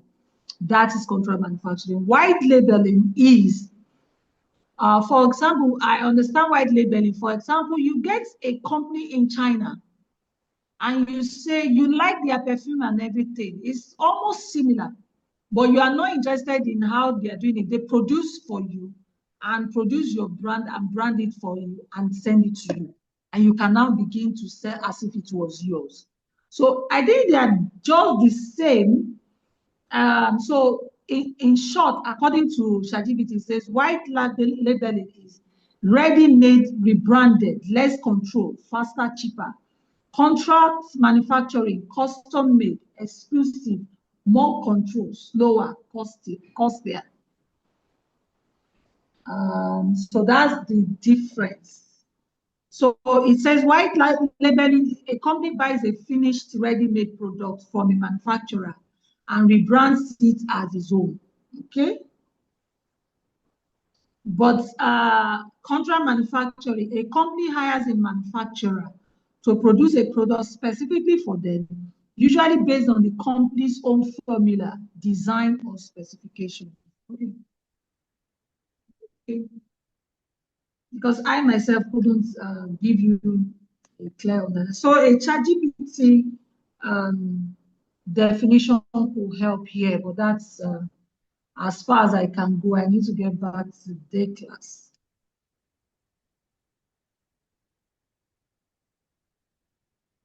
Okay. So I'm back to the Excel sheets. Where's my Excel? Yes, ma'am.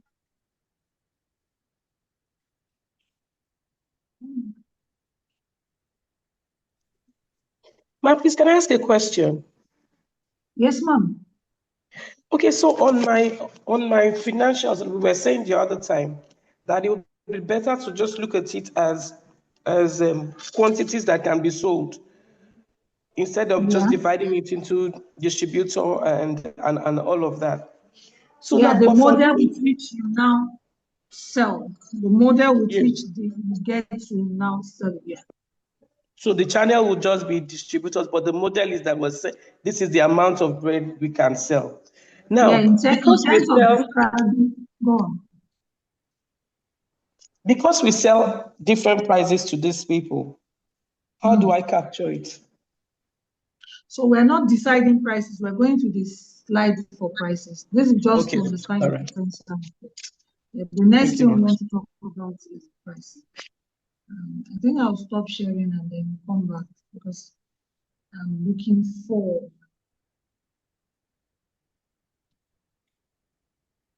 Okay, so.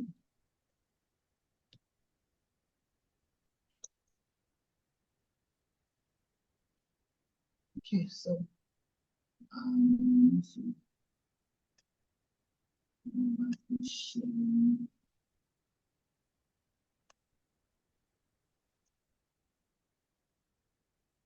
okay, please. So does everybody understand this particular sheet, or you need more explanation to determine how your business, your potential market, the size of your market, and how much you can sell?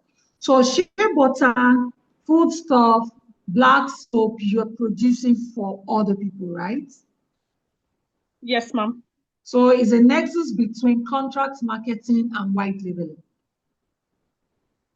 Good. Yes, ma'am. So I understand that. So your distributors are actually your direct customers. You don't have any business with the end product. So I get it now. Thanks for the clarification. Okay, so Okay. so most of your customers are outside the country. Yes, ma'am. Okay. So are you going to, so in terms of how do you sell? So if I'm going to look at it this way, you can look at it based on volume, and then volume across geographies, maybe the US, Canada, distributors, UK, maybe distributors, US.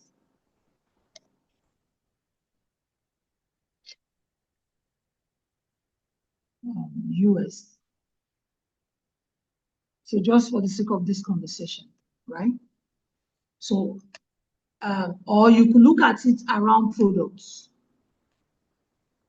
So shea butter, and it doesn't, we can break it down into, so it could be products or distributors based markets. So your potential customers cuts across markets, that's the demography, and cuts across the products that you're selling, shea butter, foodstuff, or black soap. So question is, which model have you been running? I think it's a distribution model, but you also have the one that you sell directly or you package directly by yourself. True, false? Is the distributor that I don't do individual at all. Okay. So when you do the distributors, you now distributors based on, so it's going to look like this. Me thinking. Distributors based on products.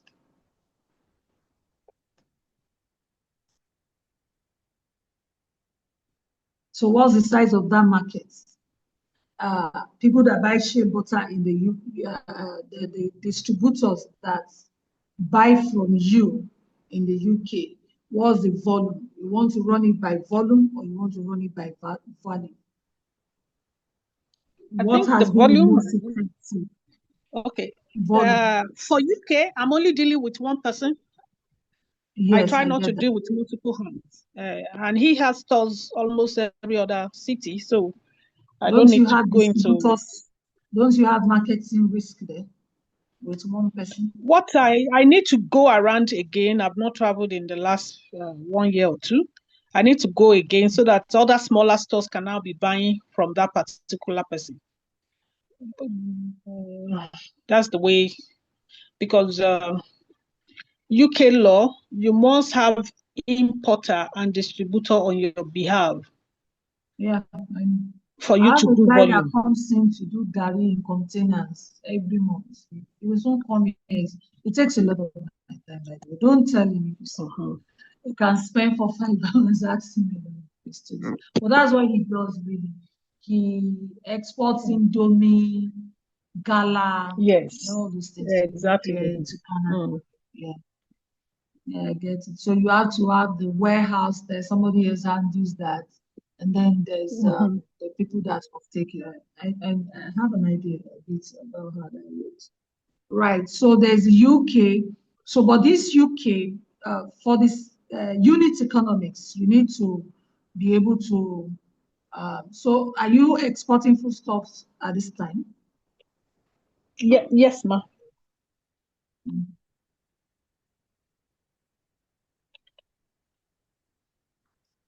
So is that also to the UK? We do to UK, the shea butter to UK. It is in UK we have the licensing for shea butter and black soap in our name. Okay. To manufacture or to import?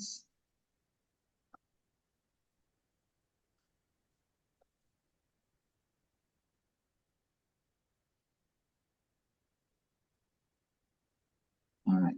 So because it's one customer, you may want to just look at it in terms of volume or value. Yeah. So, but because it's market, we're looking at volume now. So how many cartons or containers? Are we doing it in containers or in cartons? Let's just do cartons for now. Okay, so the shea butter cartons is like how many thus far? Okay, So for 500 gram, we do 500 carton, which is 6,000 pieces at the end of the day. Then for 1 kg and 3.5, that's shea butter.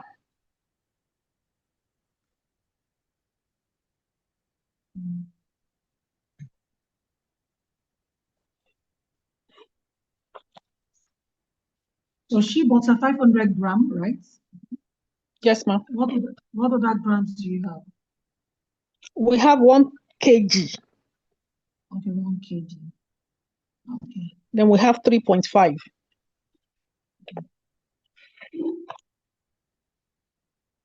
Right. So 3.5, 500, 1 kg, 3.5. So how many cartons are these? For 500 gram, 500 cartons. For 1 kg, 100 cartons. For 3.5, 50 cartons.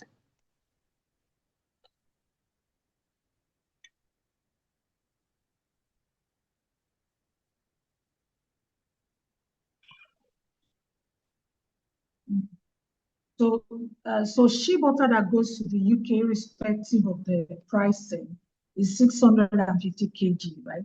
650 cartons. That's, yes, ma'am. Yes, ma'am. So we have to ensure that it's clear. Okay. All right. So that's what the model looks like. So that's for shea butter alone. It's when you go to the sales forecast. So what is the projection you're looking out for? And the next, you're doing 650 already per annum. Yes, ma'am. You want to grow this by 20%, 30 or 40? If I look at the calculation, that's 3 close 1.5 close 100. We're growing it, let's say by 30, because we have order for 500 metric tons, but I don't know how we're going to do that. Okay, so 500 metric For tons. How Amsterdam. many cartons would that That's be? for Amsterdam. Oh, okay. So that's in Amsterdam. Okay, so it's just to Another country. replicate this, yeah. So we may now remove UK. Just so we are getting closer Then to under also. UK, let's do black soap. Sorry, man. Let's do black soap under UK. No. I'll come back to. I just want to. So you have the business of supplying your distributors globally cartons of shea butter. Yes. You are doing 650 now. We don't want to know where it's going. I've removed the UK, so I'm narrowing it down now. I've Okay. removed the UK. Okay, let's do it Yeah, that way. so But if that is the case, let's do 25 kg boxes. Add 25 kg boxes as well. right, so 25 kg boxes, right?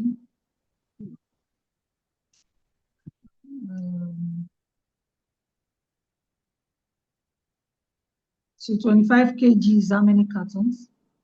Let's put it at 100. 100. Yes.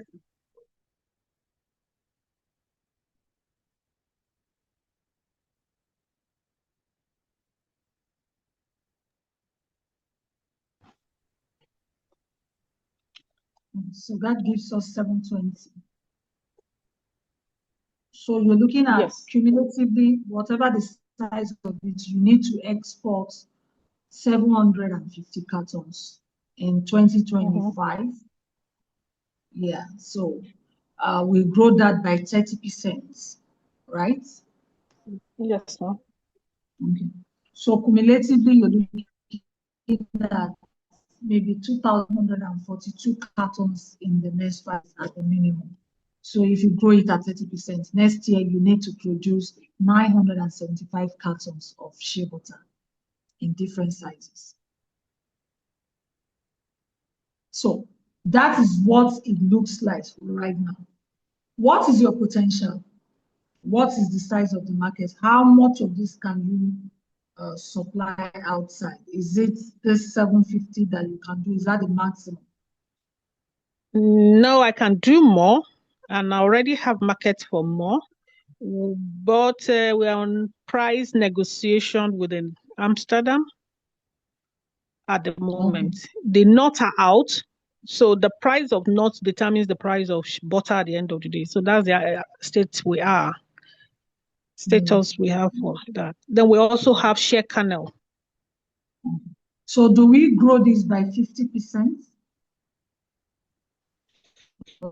Sure, we can do it by 50. Let's do 50%. Right. So we grow shea butter by 50% from 2026. Okay, that's okay. That's your potential market size. I'm leaving your actual just to ensure you can build into 2026. So if an investor is looking at it, why do you move from 750 to 150? Oh, it's a big market, and we are on the serving our customers right now. And that's the same thing you will do for the other products as well. Okay. And then we can decide the percentages. So when we see it, it's easy for us to now decide from the sales forecast what each of them will look like actually. But this is actually your potential market. And you grow at a cumulative average rate of about, we remove all of this because we don't know what this is.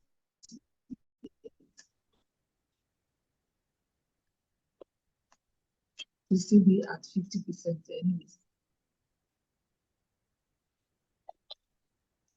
So that's what the work of this market analysis does. I guess we are all clear. So please, attendance sheet should be dropped. Okay, from our 30 participants, we now have 18 again or more. All right, so maybe we should take a break and come back, and then we'll roll. Now, let me introduce sales so because of the market, so you are now going to tell me, Fluffy, bread, Bookie, you're now going to tell us how much of this bread you're selling monthly. We've done it already. We built it into what your potential market will look like. And then here you are going to actually state what you're doing for 2025 now. Is from 2026, we now decide the projections, the actual things you can do from the potential market size. So, Elizabeth, right? So yes, your potential market could be, you can decide that you are hitting this potential market straight help. So you're going to pick these figures and just fit into more. Drop yet. You mentioned that it has been dropped, but it has not been dropped. Sorry to disturb you. It's been dropped. I can't see it. Maybe you went out. It's my voice. I did drop. I've been drop it again. Faith, please drop that form again, please. Okay, so we can take a break and come back. Okay, ma'am. Yeah, so we rest a bit. And then please, everyone fit in your market analysis. Tweak your BMC if you have to based on this conversation. And we'll come back in the next 20 minutes and see how we go into sales, personnel, and P&L.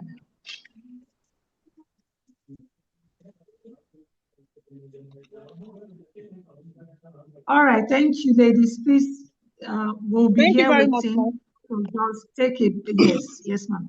Let's take a Thank you, break ma'am. and then we come back. Yes, ma'am.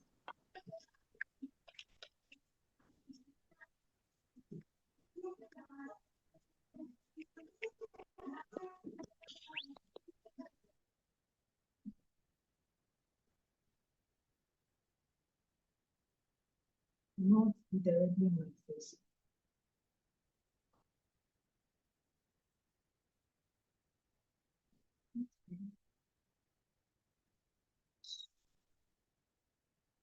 All right, any questions for me while we roll again into this second part? Any questions, any confusion, any additions, any subtractions? All will be nice. Every reaction and interaction is required. Can everybody hear me, please? Yes, ma'am. Yes, ma'am. Okay. All right, so any questions? We understand how to define our potential market, right?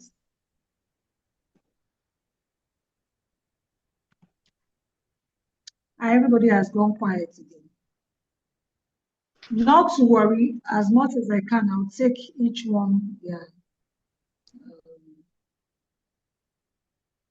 their session. So thankfully, because we have an overlap of a day, we're supposed to get past this today. So Friday won't be the deadline for submitting for this particular sprint. So we have to make it extreme, but we will do what we're supposed to do next week. Submission will then be maybe on Monday, so we have the weekend and maybe into the week. Then they didn't bring the check. He didn't.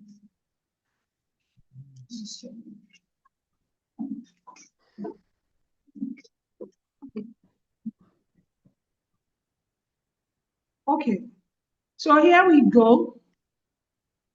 After analysis of the market, so we now want to decide here. This page is to actually capture the revenue, the sales forecast.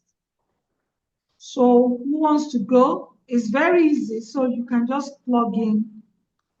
Yesterday, on Monday, we were using the app lady root round, right? We're using her model, so I'm sure she has clarity now. So question is, what company should we utilize right now? Who wants to use her company as an example for the sales forecast? Somebody that has not spoken in this session today, or even at all. I'm looking forward to meeting with the person that has not spoken at all. I hope I'll be able to find that. That means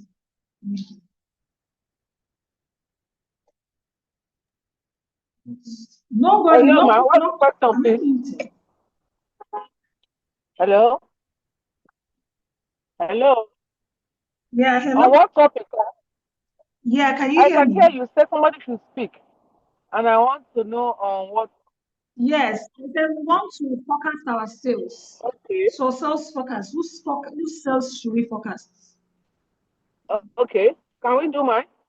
Though I'm driving.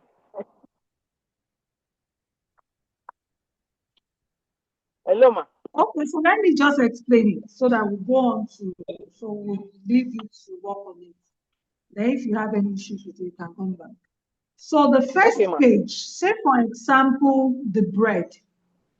And the bread is selling maybe, so with bread. I'll use all the examples so it will drive on. So we'll start with the bread. No, it's bread. So we have bread. We have shea butter.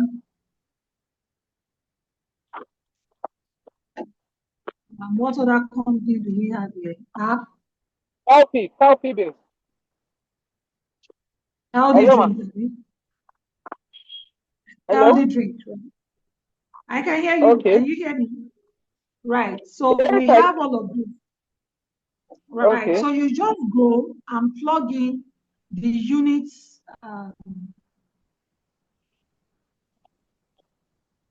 The unit sale that you are going to sell, or unit sales. So maybe you are selling 100 pieces of bread in January. Maybe you are selling 200 pieces of shea butter. You are selling out subscription 55 and healthy drink 76. So these are just assumptions. And then you can, if it's the same for the whole year, fine. If you don't know what it is for January, then maybe you need to leave January at 0 to September.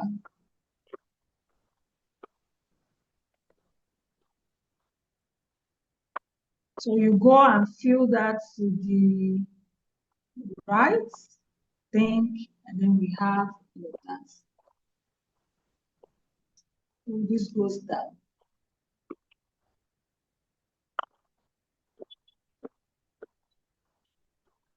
So we have sales, total sales for January is 446, 446, pretty much the same sales because the factory or the business cannot churn out beyond its capacity. So you are churning out how much you're selling in a particular month, having figured out what it will look like every day or every week. So that's what that first page, unit sales. Then how much are you going to sell? Tentatively, bread is not 50,000. Maybe we say bread is 2,000 naira. Shea butter is 5,000. App is 5,000. Healthy drink is maybe 2,000 as well, depending on the healthy drink. And maybe the rest of the item is 50,000. So you will notice that the first blue, the unit sale and unit price is blue. And then you go on to sales. All the other parts is black. They compete themselves. You get, so the total sales is 22 million here. The total cost, because we factored in, here we factored in 70%, 30% cost of doing sales. So here you can decide what your percentage will look like. What percentage of your costs of your sale is your cost? In other words, how much are you going to be spending to produce or to manufacture or to provide your service? How much would it cost? That percentage, what percentage of that? So technically, if we are selling bread at 100 naira, no, if we're selling bread, if, for example, for this particular bread matter, we sell 100 pieces at, why did it go back to 50,000? Where did I edit from?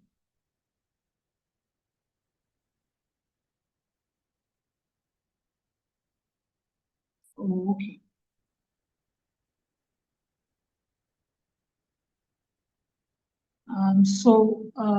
I thought I edited this thing just now.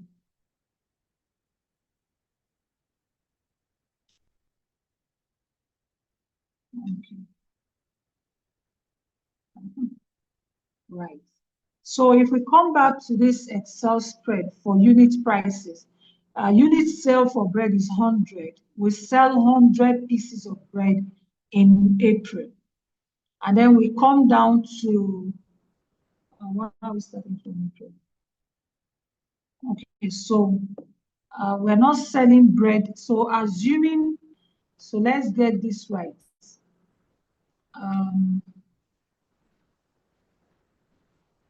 This Excel is rolling for the whole of the month, but we know that we are not selling till maybe,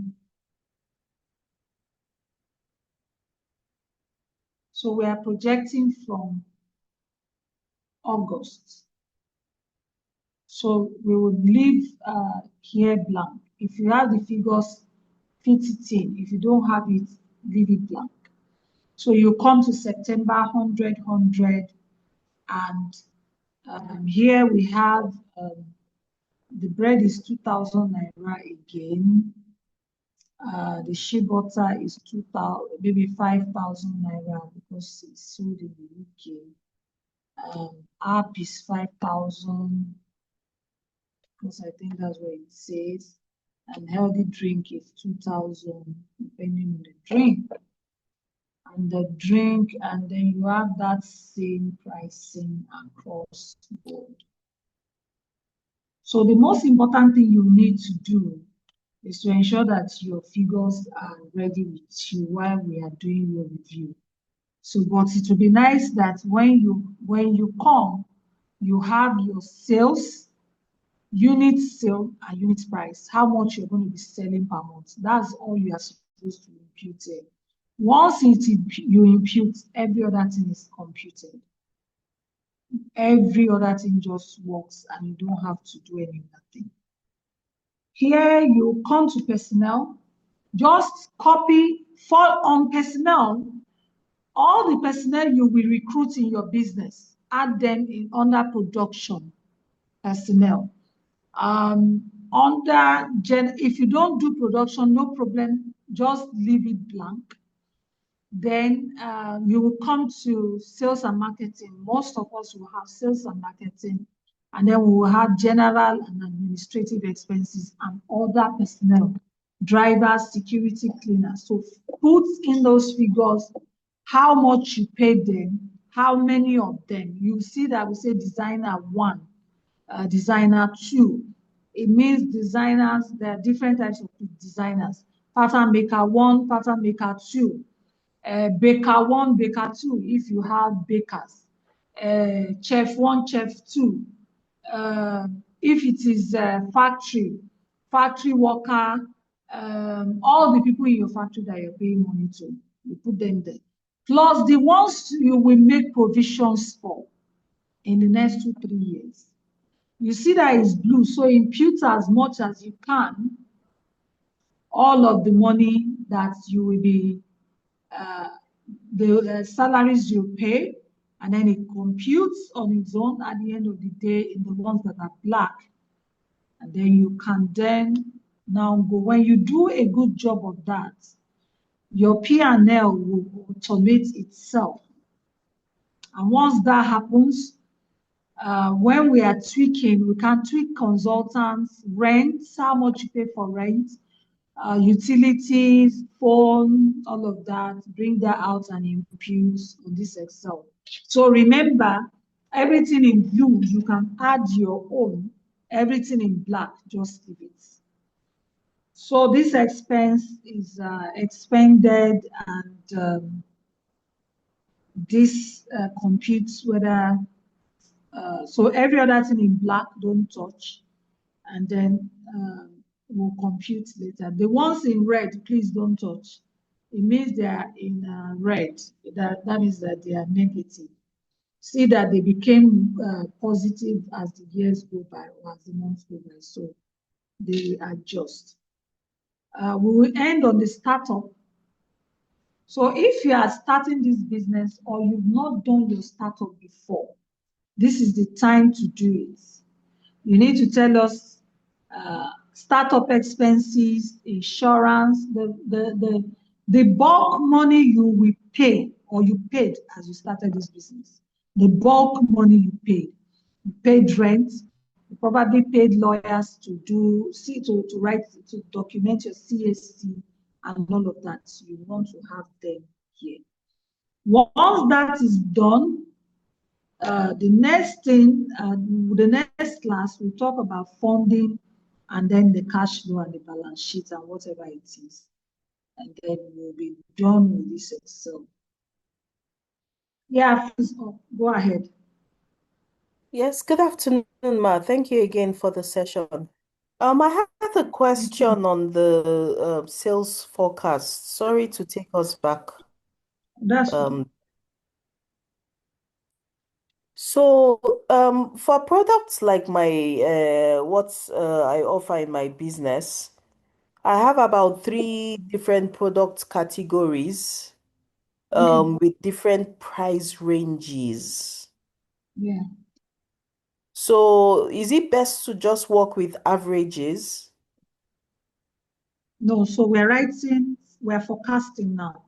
So build it up as the different price ranges. That's why you can insert as much as you want.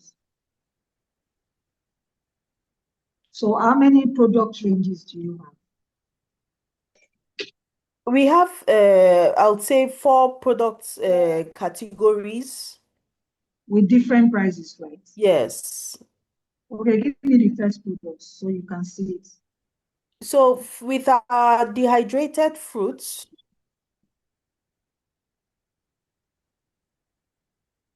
Yeah.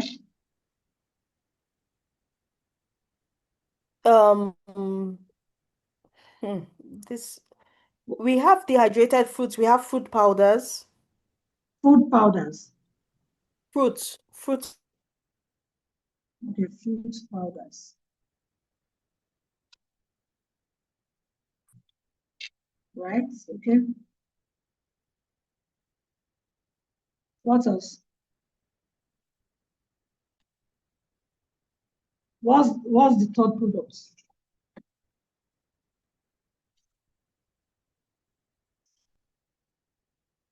Madam Philo, what's the third product? Are you still there?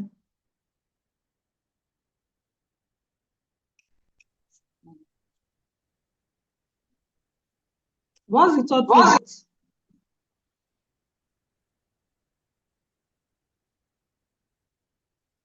Hello? Excuse me, ma'am. I was going to ask the same question, but I think we put some, we can just go. Yeah, I was going to ask the same question because I have 3 products looking to do the 4th one.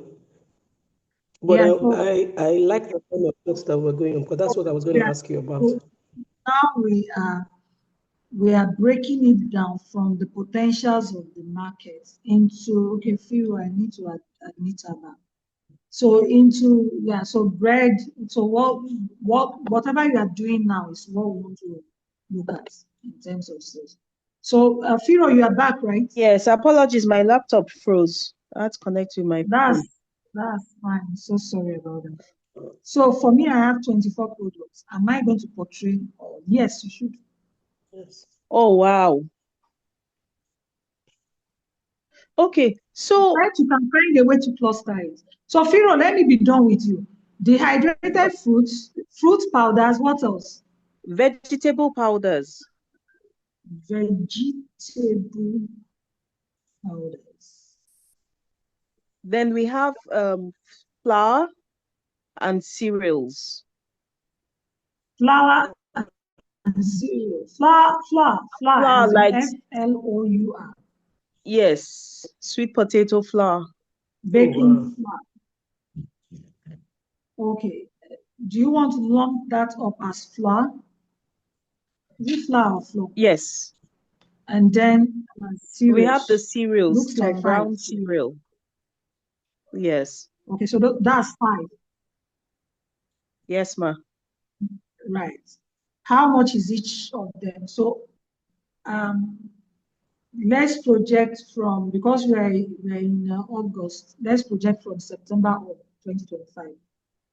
So how many are you selling of each one? Dehydrated fruits. So the dehydrated fruits, we have different types and they are priced differently. Some prices differ. Some are the same, but so what you will need to do is break down your sales into the minute test. And why I say that is because you can cluster them or you break them down. And so many times people produce so many things, but there's just one or two that is selling. And I Yes. used to say, find out that one and concentrate on it. The others are other income. Yes. Okay. So we can basically take our fast sellers, best movers, and focus Yes, this on the best movers. yes.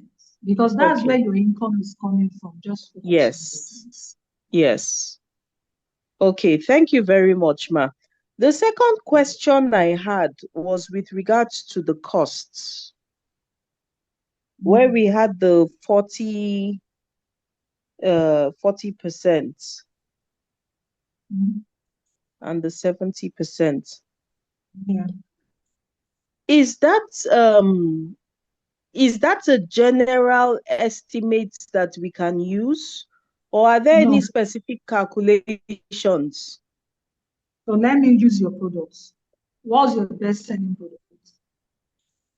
Pineapple, dehydrated Pineapple. pineapple.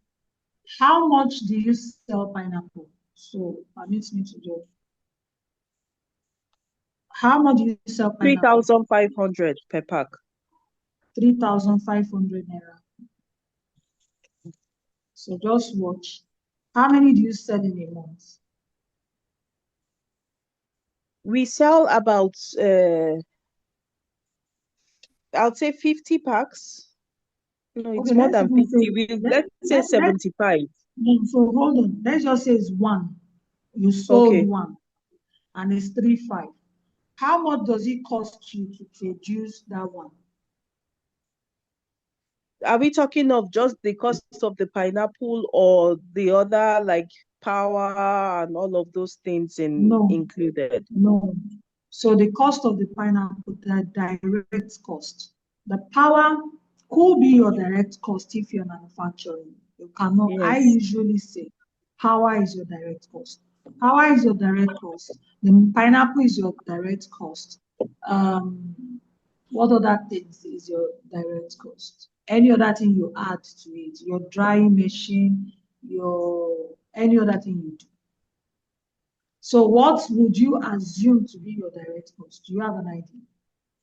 I'll need to look at those numbers properly because most So of when the you sell for 3,500, what is your gain? our profit margin is about 30%. 30. So Yes.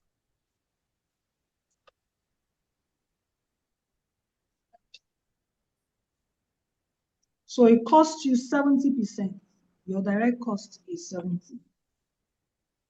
So you make 3,500. It costs you 2,450 to sell. If you come to the P&L here, you see that it will just show that your profit margin is. Let me quickly remove some things to help us here. So your direct cost is 2,250 on your P&L. Can you see it? Okay. Yes. It's just then production. The payroll production is part of your direct cost. Is that included? Yes. Under personnel. Because the production is part of your payroll.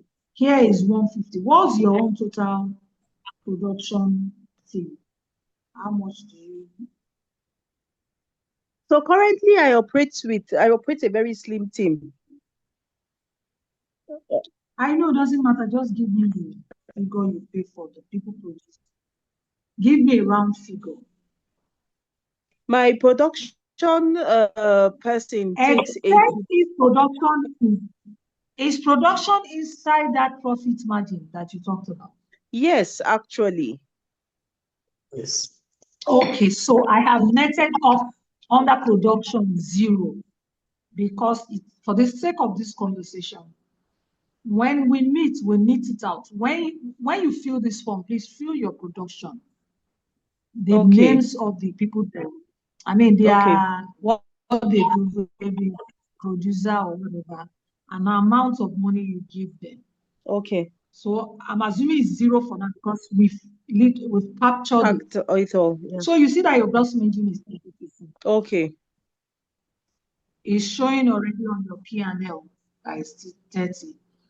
So Okay. if you sell 100, how many pieces of this do you sell per month? For pineapple, about 100.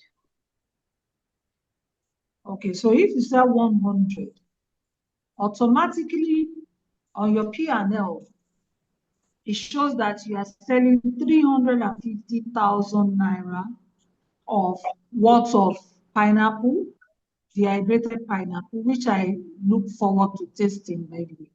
Yes, And direct cost of goods. Yeah, as I was reading out the I can imagine it in my tea right now, or in my cereal. yes, And then direct cost of goods, 245,000. So your profit, your gross profit margin is already computed here for that one at 30%. Okay. So you are right. So going back to that, your question, the cost of producing one sachet is 70%. Okay. Because your gross margin, the profits you make from that your 35 is 30%. Yes. 1,000 something. The cost is 70%. It costs you 70% of your sales price to produce an item. That is the direct unit cost. I hope everybody understands this. Okay. Then 2 follow-up questions, ma. For the, I know some, maybe this might be industry specific, but what's normal range, if I may ask? I don't know if that's the right question to ask. And then secondly, You are a volume-driven product. okay, So you will not be bothered about your direct cost. What we will be bothering about is the volume you are selling. volume. Okay. Yeah. So this is Okay. okay. A 30% margin is okay for manufacturing across Nigeria. Okay. Thank you, ma. Then the last question I had, please, ma, on the payroll. Now, with downsizing and all of that cost-cutting exercises that we've done, we have a lot of ad hoc hands. So how do we capture that? They are all still under your casual staff, under your payroll. Casual staff under your payroll. Okay. I worked in the factory before, so I understand all of this. Okay. So all the people in the production, whatever it is, just put them in the casual workers, lump them and put the amount there. Okay. So we are basically estimating that we'll use them for so many days times the rate per day. When there's no job, you let them go. That's why they are ad hoc, right? Yes, ma'am. That's it. So they are casual workers. Yes, ma'am. Okay. Thank you very much, ma'am. I think you've even with those questions, you've helped to actually explain some of these things. So the margins are clear. And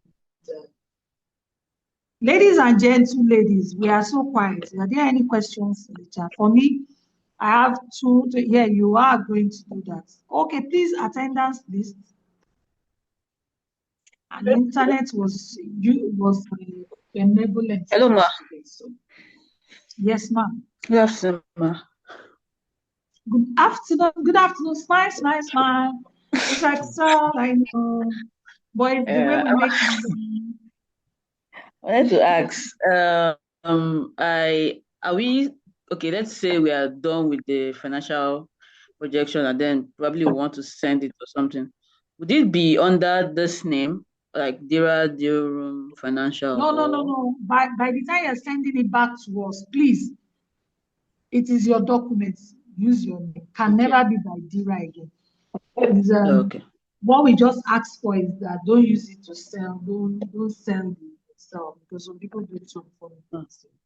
Okay. But I mean, you utilize it for your organization. So change it to All right. your edit it, save it as your own company. The same thing with the BMC and anything we send to you. Friday we drop the pitch deck templates. So use your templates, use your colors that way. Okay, ma'am. Adapt it. So it means that you are using it. We don't want to give you Excel that you cannot use. So use it for yourself. When we edit based on your own peculiarities of your business. It becomes Okay, your ma'am. own. All right, ma'am. Noted. Thank you, All ma'am. right. Any other question? Okay, thank you, ma. Firo's explanation has really, really helped me. Okay. Yeah, but I want to ask this particular question because of the minimum wage thing in Nigeria. At the point it shot our salaries up because it became really difficult, to get workmen at certain amount. So sometimes it looks to me, a lot of times it looks to me like I'm paying more than I'm supposed to be paying based on my production. Yeah. Yeah, so I'm always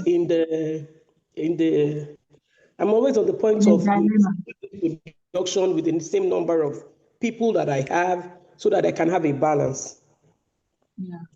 But this has really helped me, and this will really help me to know what I must, when I'm paying more than I'm supposed to pay, and then I must know that I must increase my production based on what I am looking at now. So, I mean, this has really been very helpful for me. Thank you very much, ma'am.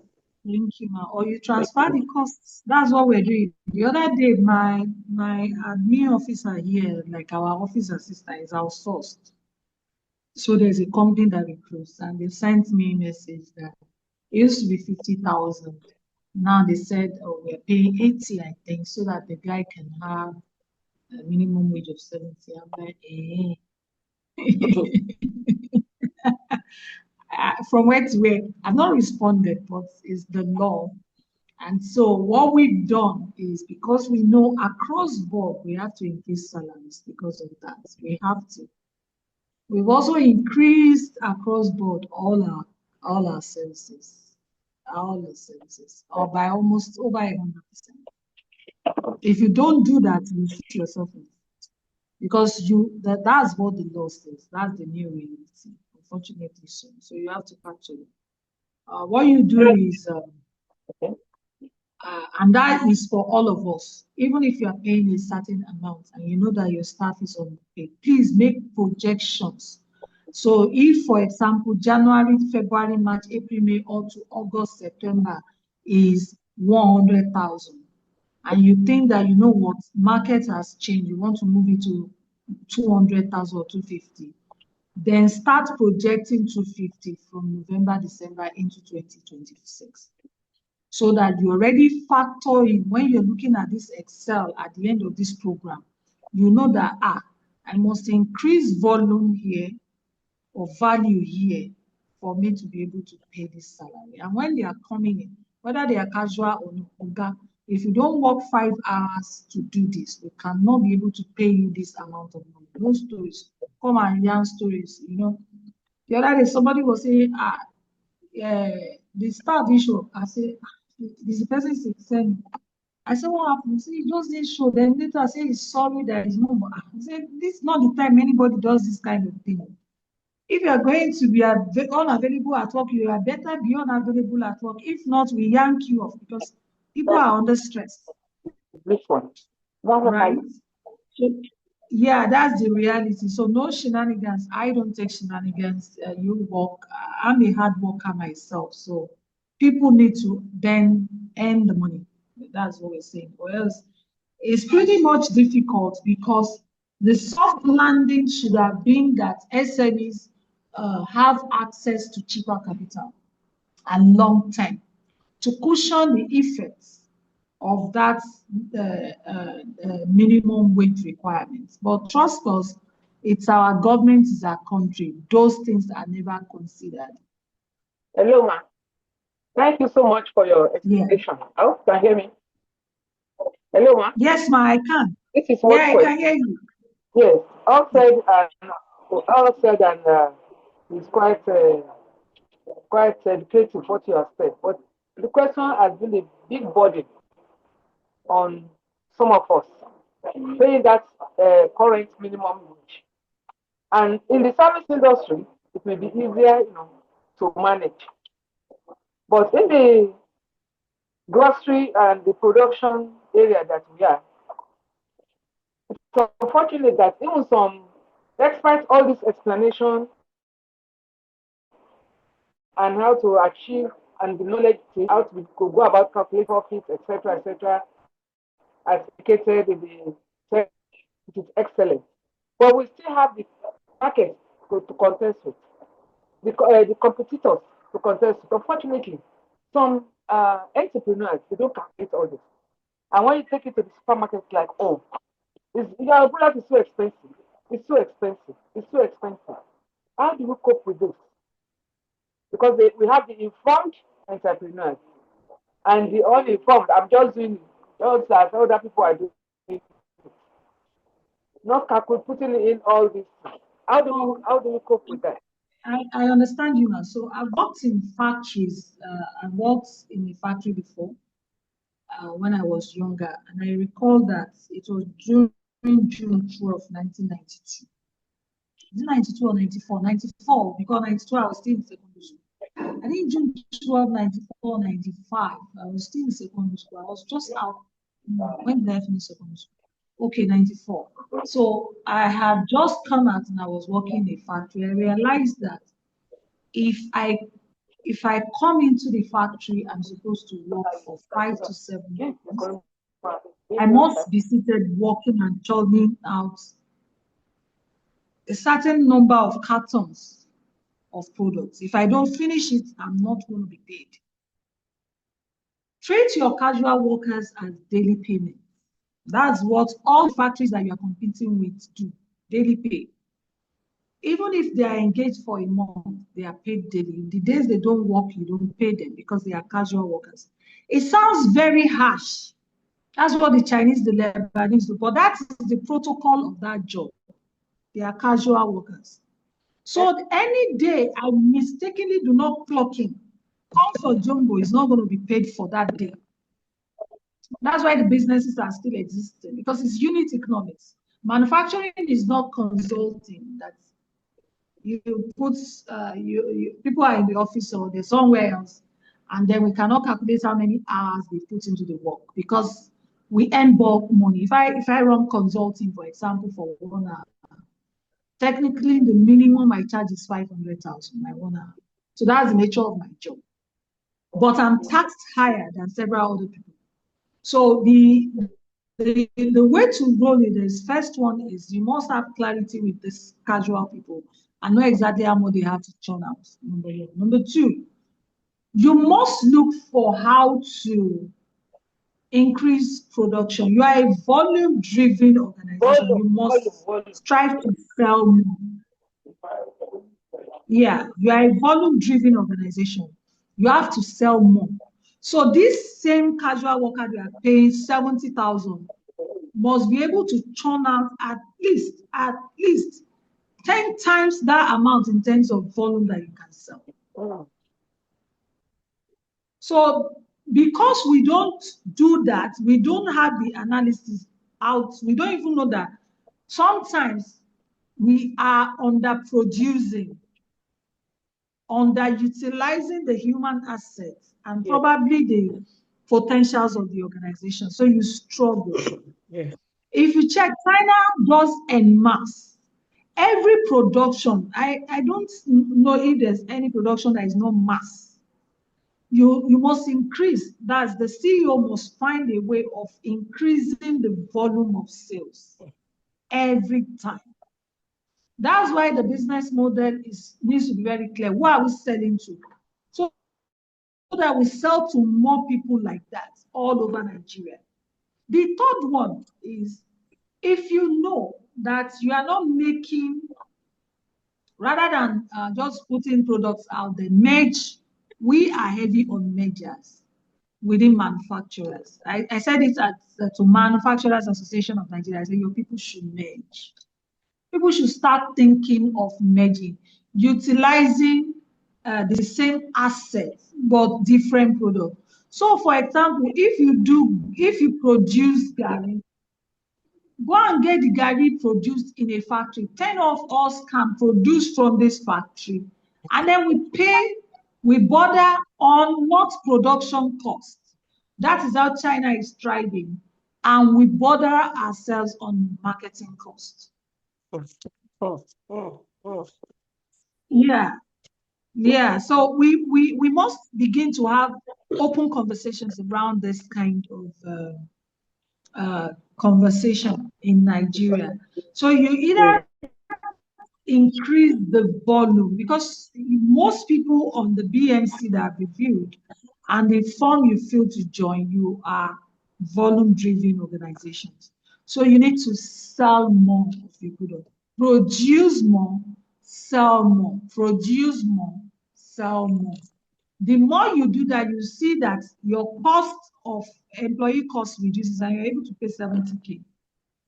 And then remember I said, transfer the cost to the customer as well. That's why at times the channel for selling may not be your supermarkets. Because supermarkets themselves sit in one place assuming that everybody in 2025 is going to buy from them. COVID changed so many things. People head to the open markets much more these days than the supermarkets. So restricting your products into the supermarket in 2025 alone is not a very strong strategy.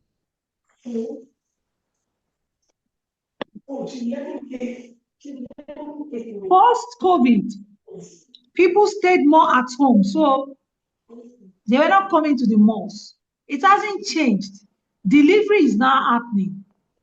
So you need to know how to utilize your online presence to sell more and then increase your pop-up stores. If you are selling on the island, is there any other place where you can buy places on the mainland, physical? And then do you have this distribution network that they can buy from you online and you deliver to their doorstep? That is how business is run these days. So you need to go back to the drawing board to look at the strategy. But there's nothing we can do with the minimum wage.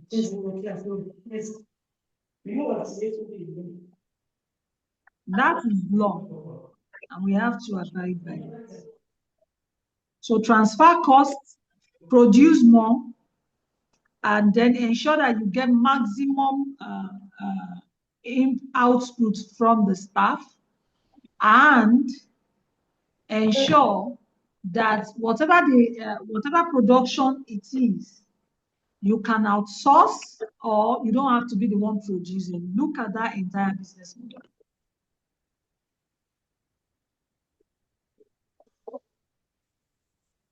Sometimes it may be from your raw materials. Where is it coming from? Do you want to renegotiate? You want to get a new source market? There's so many decisions that needs to be made to make that happen. Another thing is location of the business matters. I know some people who go to outside Lagos. In fact, some go as far as outside Nigeria to recruit casual workers. Real estate people do it a lot. And when they come for a month, they work and they go back. Those people will not demand minimum wage from you. You pay them as they go. If you check the real estate constructions happening, all the boys that are coming carrying cement and all of them, they're outside of Lagos. If you do Lagos, they will explain to you how it's minimum wage. Outside of Lagos, nobody understands that yet. Excuse me, ma'am. Even in farms, we use external people. Hello. I didn't get that. I said in farm, we use external people. External Togo, people, but yes. Hello, Togo, ma. Togo. Hello, ma. I will. Hello, I ma'am. will, I want to agree on that. As I'm speaking, I have artisans working in my factory. Their demand now is much higher, and in fact, they are telling that even the casual because of the exchange rates, because SEPA has gone up. SEPA has gone up. exchange rate. Yeah, exchange rate. Yeah. Is that why they are asking for more? Yes, sir. Yes. Yeah, they will ask for more because of the exchange rates. Yeah. Okay. Even the carpenters, and the casuals, they pick to work with them. From 3,500, it's now like 8,000, 10,000, which is much higher. Yeah, I think the reality for us as businesses in Nigeria, ultimately across West Africa and the Africa generally, is that the wages have to increase. They've not been very good, but we need to actually transfer the cost. Now, you see, for us in the bread business, it's so difficult to transfer costs, especially I know. because, I buy bread. yes, especially because we have people who bake bread in their kitchen and can decide what price they want to sell by themselves just like that because probably it's just one person working and not thinking about it as a business that is supposed to outlast you. So they just put any price they like that is convenient for them so that they can just sell. And then we You also know have the what, big man? bread, big manufacturers. You know what, man? You will Yes, ma'am. decide in your boardroom who you want to Yes. reach. Who you want to reach. You will decide in your boardroom. I have a lady here. She's on this. I don't know if she's on the call today. She sells cake. Her cake is 1,000 per piece. And every time I buy the cake, because she doesn't add honey, sugar, she uses honey. I mean, I like cake a lot. So if I find cake, I can deal with the flour just to excite myself a bit. But at least if it has honey and not sugar, that's also good. It's 1,000 naira. When she came here during the office hours, was it on Monday? I made a comment about, what was last week? I made a comment about the pack of the cake. I said, do it this way. I don't think this is nice. We still bought. Today, I just saw a message from her that she took that feedback and that she sold more. She's selling more. 1,000 naira for small cake. 1,000 naira. Decide who your market is and who you're selling to.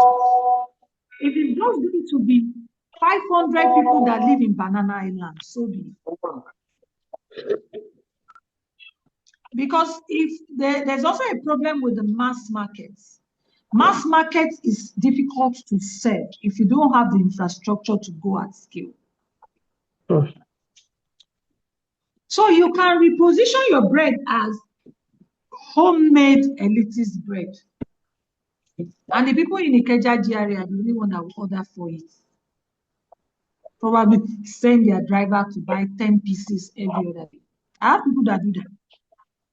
There's some particular bread they eat, and that's where they just go to that exact bread and go and get it. Another way that I see that is profitable for bread, because bread, we are lovers of bread in my house until we not sell bread. Bread can come in different shapes, and you don't have to spend so much money to feed the market. If you're competing head on with Boku now, you have to rethink your strategy. If you're competing head on with Old English, you have to rethink the strategy. That's my point. Yes, ma'am. So who is the market? Who are you selling to? You can even say, you see, differentiation is very important in a business strategy. So look at what difference. I think I mentioned that in one or two reviews that I said differentiation. What differentiates you?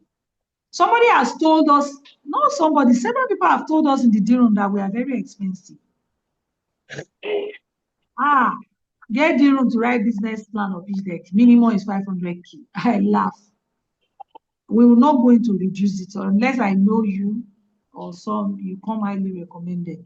Write pitch decks for 500. This review that we're doing here, if we hold it in a business strategy session, as a last year, we will charge you a business model review, 1.5 million to 2.5 million, depending on how big the organization is.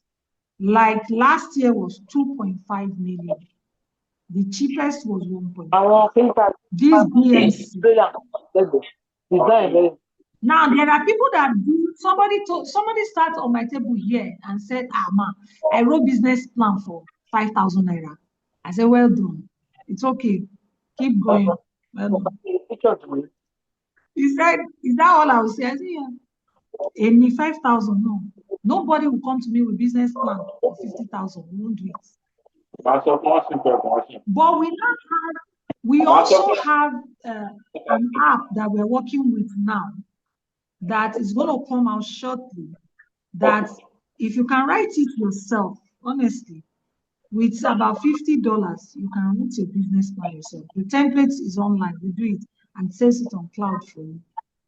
But to get me to sit down as a consultant to write the business plan, the minimum is 2.5 million. Our comprehensive business plan is 15 million. You cannot negotiate. Maybe it comes down to 12 million. I don't mind if I don't write one in the next 2 years. But when I have one, that one covers for all my bills. That's the business model we have chosen to follow through. That's why we know we wanted to help women-led businesses. The figures weren't looking okay. If we charge, we cannot scale because they will not be able to pay. The question is, bring it free to them and find another way to fund it. It's the model. You can decide to be giving out bread free to children in the morning on your way, and you go to TN and say, "You know what? I want to be producing bread. Can you bankroll it for me 50 million per annum?" We are still producing bread. Can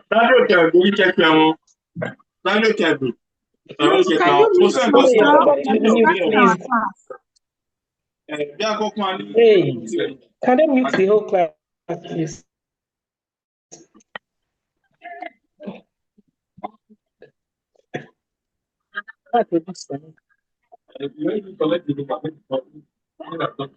Please mute yourself. Faith, can you mute everybody? All right, our time is fast, please. Yeah. Oh my God. Any other question? No, we are ready for you. It's deliberate. So when you are done with this class, please, thank you. Stand on your own. Yeah. Go ahead. Okay, but please, can I take you to market differentiation again? Okay. So with what I have currently, I can feed this market that I have, which is the mass market. And so what I'm looking at doing is starting a different line that would now be different from this mass market, and I can put in a special, special bread unit that I would now sell as premium bread. That's fine. Yes. So pretty much I'm looking for funding in that line. So if I have to do this whole exercise, would I be doing it separate for that line? On a projection, it will be look like a startup. No. So is it not the same product? The equipment you'll be using? It's the same. It's just that it's now a special product. Yes. Different products. Yes. We are not that big to begin to say this segmenting it in terms of business model. So you just merge it. Okay. It's the same. We It's just just made that it. this one is tailored to you. Now, okay, there was another question I was going to ask the other time. Well, we have the distributors, the retailers, and we're going to make them all as bread sold. Now, with this, each category of buyers, they have different prices. So if I sell to the distributor at 1,500, and I sell to the retailers at 1,600, and I sell to maybe the working customers at 1,800,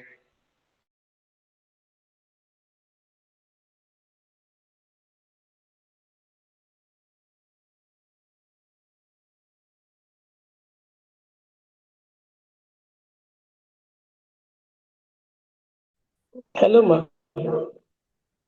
Yeah. So So if you how do I notice, make? there are different business models, different unit sales that I mentioned in that example. So just Yeah. write it out and put your prices. This is under sales forecasting, right? Yes. Yeah, it's the same. You just write out as many. So, ladies, you know what you will do? Write out all your products as much as you can on an Excel sheet, Okay. and how much you sell and how much you earn. Pick out the most important ones that look like that the frontliners and include Okay. in your sales forecast. When we're looking at it one-on-one, it's possible to look at it and then I can advise one-on-one, because everybody's going to have something quite different Ma, from here. good afternoon. Good Hello. afternoon, Chikaudi. How are you today? How are you doing? I'm fine, ma. You? I've been Great. busy. Sorry, ma. Just before she asks her question, because my comment based on the earlier question. I want to find out from you. Will it be okay if one takes an average cost of those three price structure? No, She gave don't take three different an price average structure. cost. Don't take an average cost. I won't advise that. If you take an average cost, I may not be able to help you. So let Okay. me see what your cost looks like. And Have a conversation SKU. on how, yeah. So don't average it unless you actually understand the different units of items or products. If you average it, um, we can average and normalize it. But we need to know, because we are data scientists, so we can look at the data and look at where skew it. Because Use that if one you on. average 3 products that one sells 1,000 pieces and one sells 200 pieces and one sells maybe 10 pieces and average the price, you Yes, it skew, that's not going to give you is. the actual price. So, and I don't want a situation where an investor looks at it and when they are asking these nitty-gritty questions, which they will ask eventually, and then we're like, we did an average. Did an average good. No, so we'll need to understand all of that before you do that. Take an average across 3 products. Ma, Yeah, can go you hear me, ahead, ma? Chikaudi. Yes, Okay, ma'am. ma.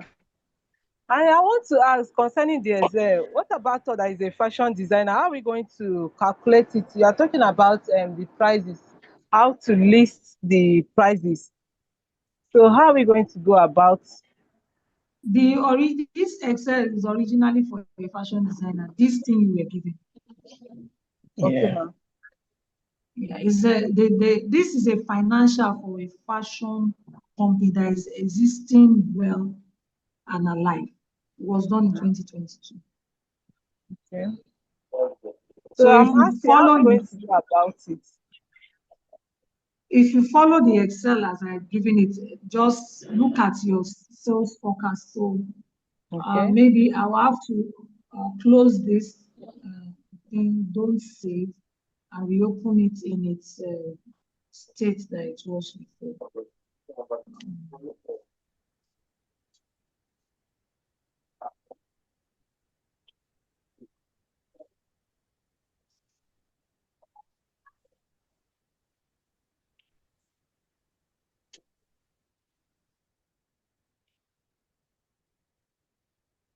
Just a moment, I'm trying to open it again. Okay, ma.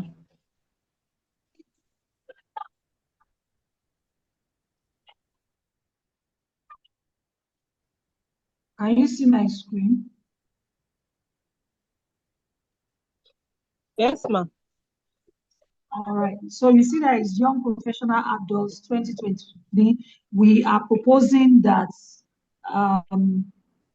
we'll get 100,000 of them to buy the product, working class ladies. These are clothes. If you come to the sales forecast, then we forecast,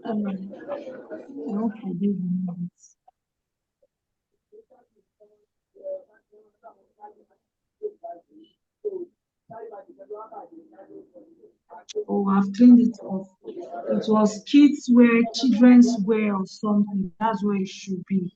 Must have Yes, saved what was there, yeah. So because if you go to the production plan, you see that this is already worked for you.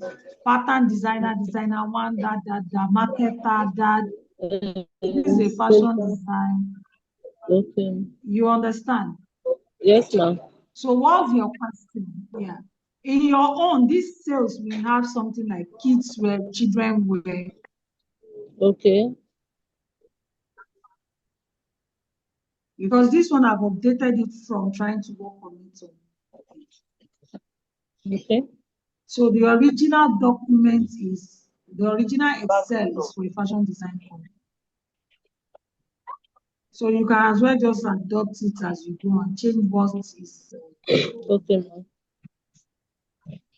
Thank you very much. So all the fashion people use as it is. You don't need to change so much.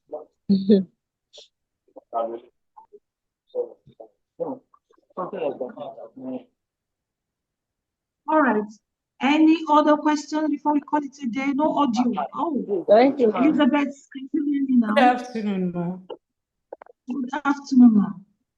So I haven't had a computer, so I have not been able to follow what we have been doing. And it's something that I really need. I don't know how to go about it at the end of the day. Wow. You may have to pay to come back to the handheld or wait for the next cohort.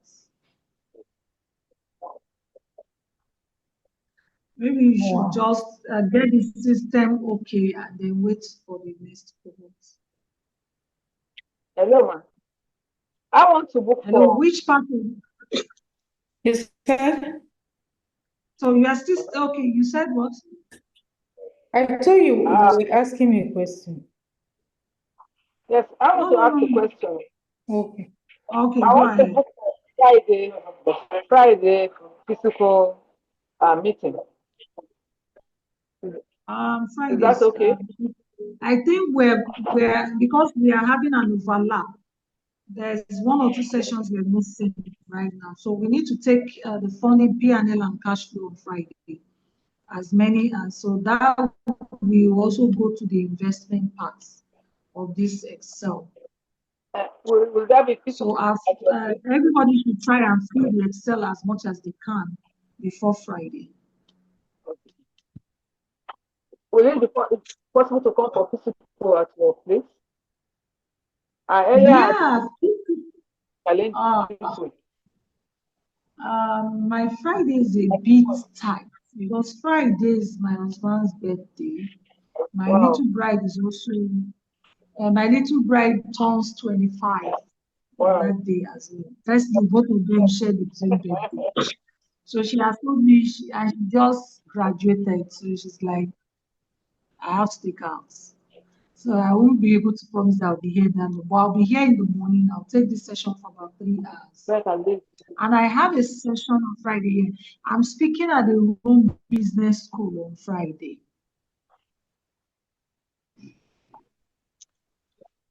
So that means you can also take online. No, I'm taking my online session. I'll take all our sessions till about 3. And you will be in the office. Will you be in the office? I will be in the office, yes. Okay. Yes, but I won't be able to attend to you. Okay. Even for a few minutes, not really for a long time. Probably 15 minutes. It's going to be tough unless you come in very early. Before 9. Okay, Let's say 9:30, 10. 9:30, 10. Okay. I'll try. Thank you. All right. Okay, ma'am. So I want to find out the office hours. Are they both Wednesdays and Fridays or only Wednesdays, ma'am? No, it's only Wednesdays. Okay. I've taken a session today, so I didn't get, somebody canceled for 11 a.m. So. Okay. Then the physical, is it every Friday or it was just one of the last week we had? It's one off. So the next one will be the one for the demo day. Okay. All right then. Thank you. Yeah. Thank you. All right. We can call it a day, right?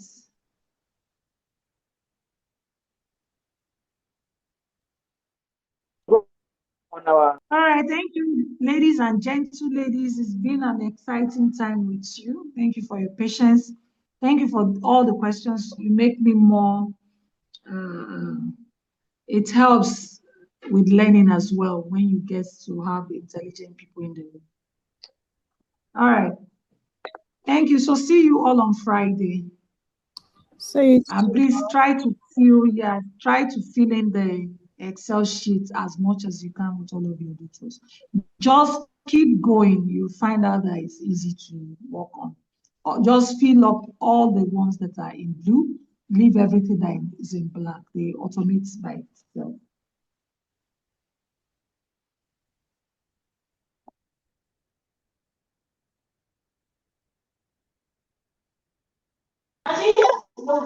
As I cut her off. Hello? Hello. Right. Thank you, everyone. Have a blessed evening.